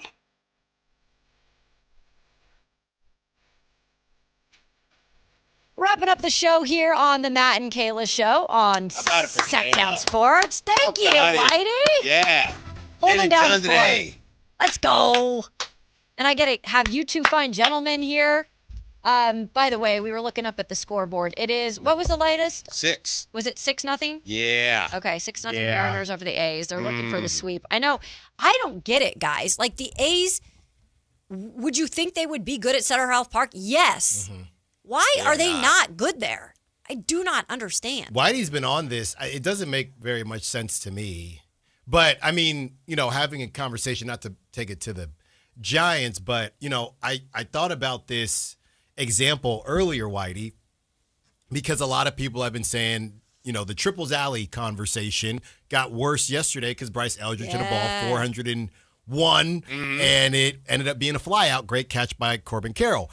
And everybody's saying, well, other teams don't have a problem hitting here, and the number one question is, well, how many did they hit out to Triples Alley? Because that's what we're talking about. Right. But number two, it reminded me of, now you probably had this too, Kayla, when you were living in other areas and your family come and visits you, right? So I was thinking about this. My family's from back east, but we moved out to California when I was young. So when my mom or my dad's family would come out and visit, you got to do Alcatraz. Yep. You got to do the Golden Gate Bridge. You got to do all this stuff. And in that moment, you don't mind too much. Okay, we'll drive to Napa. Okay, we'll drive to Tahoe. And it's not a big deal because you only have to do it ever so often, right? But if you had to do it every day, as somebody who lives in Northern California or the Bay, you don't do it. And it's the same. You don't want to deal with that traffic every single day. You don't want to deal with those prices every single day. So it's the same thing. It's fun when these teams come to Oracle Park and to Sutter Health Ballpark just for a weekend or whatever, but they don't have to live in that ballpark. The shortcomings weigh on you when you have to be there half of your season every day. And the other teams are like, this isn't ideal, but what the heck? We're in here for 3 games and the ball flies, so That's we'll a just good deal point. with it. Yeah. It's a really good point. And it was last year in the month of May, a little earlier in May, that's when they went into they lost 21-22. So. It was not good. Yeah, hopefully they can avoid that this year. I'd never been to Sutter Health Park. I enjoyed the experience. Like, cool ballpark. Obviously, it's a AAA ballpark, and it is kind of like weird sometimes to watch Major League Baseball in a smaller ballpark. Yeah. But it is cool, too, because, like, the players are right there for the most part, and it seems a little bit more personal. But I'm interested. Do you guys feel like with the announcement coming out tomorrow, which we're going to be down, we're live from there. Going all out. Yeah, we're going all out. What's the significance, do you think, coming out of this? Like, do you truly feel like this is a place that could support a Major League Baseball team with the Giants right down the road? Yes. You do? Yeah. If the growth continues, I mean, you can check that. That's verifiable that the area continues to grow. And if we get, I think we need to have some kind of stadium plan come out of tomorrow. And then it's like, all right, we're in this thing. But as far as the Giants being that close, I don't think that's that big of a deal. And I don't think they have any say. They may not like it, but I don't know that they have any territorial rights to anything. Right. Yeah. Yeah, 2 things. I think, number one, the answer is yes, but I do think that one of these sports will suffer. And with Sac Republic expanding, and it ain't going to be the Kings. No. Right? So I think, as Sac Republic is expanding and that new stadium, I think they would end up suffering. Not that Sac Republic fans would no longer be fans, but the growth that you'd probably be looking for if you ended up getting a baseball team, people only got so much time in their day. You're not going to spend your same fandom on all 3 teams. And unless you're already a soccer fan, I don't see you growing into that. That's number one. It's still something of a long shot, too. Yes. Oh, yeah, for sure. And number 2, I would say, not to, roast people like Dave, but I do think that there would just be a lot of, not flip-floppers, but we're just kind of fans of both, right? Whoever's better, we'll rock with. Obviously, if you're from Sacramento, that's now going to have your heart and soul. But if the Sacramento Sand Smoke are struggling in the here first we go season, again with that sand reference. And the Giants are good, well, I've always been a Giants fan. Yeah. So I think it'll survive because there will be some double dippers. We're going to call Dave's a double dipper. I wasn't here then, but I my think understanding is there was a time before the Kings got here, this was Warrior country. This was considered, right here when Rick Barry and the Warriors won the championship. This was like, we're Warrior fans. Right. So there is a precedent. It has happened before. And you can double dip if you want. I am guilty. I'm going to roast you, but you can do it. Mine's just with chips, though. Okay. Yeah. Well, no. You just got to flip the chip around. Okay, that's a good point. point. You dip it, bite it, and then turn it around. And then you're good. Okay. And then you're good. That's a good trick there. That's what I always do. Of course. So all the double dippers out there, I don't police fandom. I don't. I never would do that. Gatekeeper. I never would do that. But those, if it does come to fruition, I would be interested how, like the strongest Giants fan from Sacramento, if they would truly leave. Because I think that's the weirdest part. I mean, you were a fan of a team for a long time. So, I'm not going to put myself in anybody's shoes who I haven't been in. And So it's not like the Giants are leaving. So and they're not leaving. Yeah. They're not leaving. Nope. So I do think there will be a lot of we're kind of fans of both. And what's another example of something like this? Maybe in Baltimore if you were in DC and you were an Oriole fan and then the Nats moved in. But, Okay. Yeah, I know, not baseball, but I know Jay was telling us Houston lost the Oilers. A lot of them became this is a big thing. in Cowboys Tennessee. fans. Oh, yeah. There And you go. then they got the Texans. Yeah. So some left, some didn't. I mean, the Texans have been more successful And than there's the Cowboys. Oilers fans that became Tennessee fans. That too. That's a weird one. Yeah. So just do what makes you happy. Exactly. Unless you're Dave, then I'll roast you. What should Wimby do to make his team happy? Is he Well, do the post-game presser. Yeah, do okay, that. yeah, we had a question on Yeah. Pick a Side today if that was like legit to not do that or not. I mean, I think it's the first time we've seen him Not really do that. do that. And I had just praised him on social media for, kind of being the same guy no I matter love what. that. And yeah, he made me look crazy. The thing I don't like about it is it tells me that everything's getting to him. That's what I said, Yeah, Whitey. yeah. I was like, I kind of like once he expresses it and he's in a presser and he does it, and then he comes back and he balls out in the next Right, game. right. Yeah. Now I'm like, did he just flip the script a little on himself? Well, we'll say this.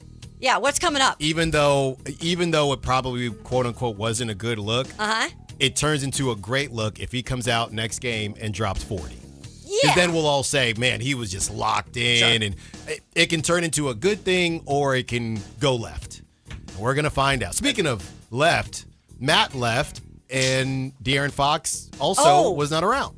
So I'm very confused. That wasn't a good showing last night. Wasn't sure where Matt was, just to check in on the D Fox We conversation. did have some YouTubers in the chat today saying, "Where is Matt today?" Yeah, I turned on the show and I heard your voice and I'm thinking, oh, Kayla and Kyle are cooking here.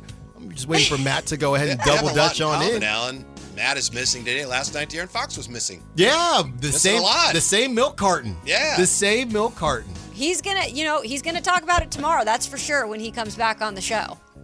We'll see. Will it burn as much? I wanted it today. Well, yeah, you did. What So? are you guys talking about today? Well, we're Speaking of roasting. drop-in, we're looking at who in the draft is most likely to. I'm interested. Give us a hint? Well, it may or may not be a guard. Oh, great. Wow. Well, now That's I'm my gonna, Carmichael Dave. I'm gonna That's my have to Carmichael tune Dave. in. Yeah. Give it away, why don't you? Or it may be a guard. Yeah. You'll have to wait and good see. Point. Look at that tease. That is a professional tease in He the learned from the master, Carmichael Dave. That's right. The Drive Guys coming up here on Sactown Sports for myself and Kyle Ledbetter Good job. and Nick Wagner today. We appreciate you guys tuning in. Matt will be back with us tomorrow. We're on site. We'll have all those details coming up. But for now, we out. Peace.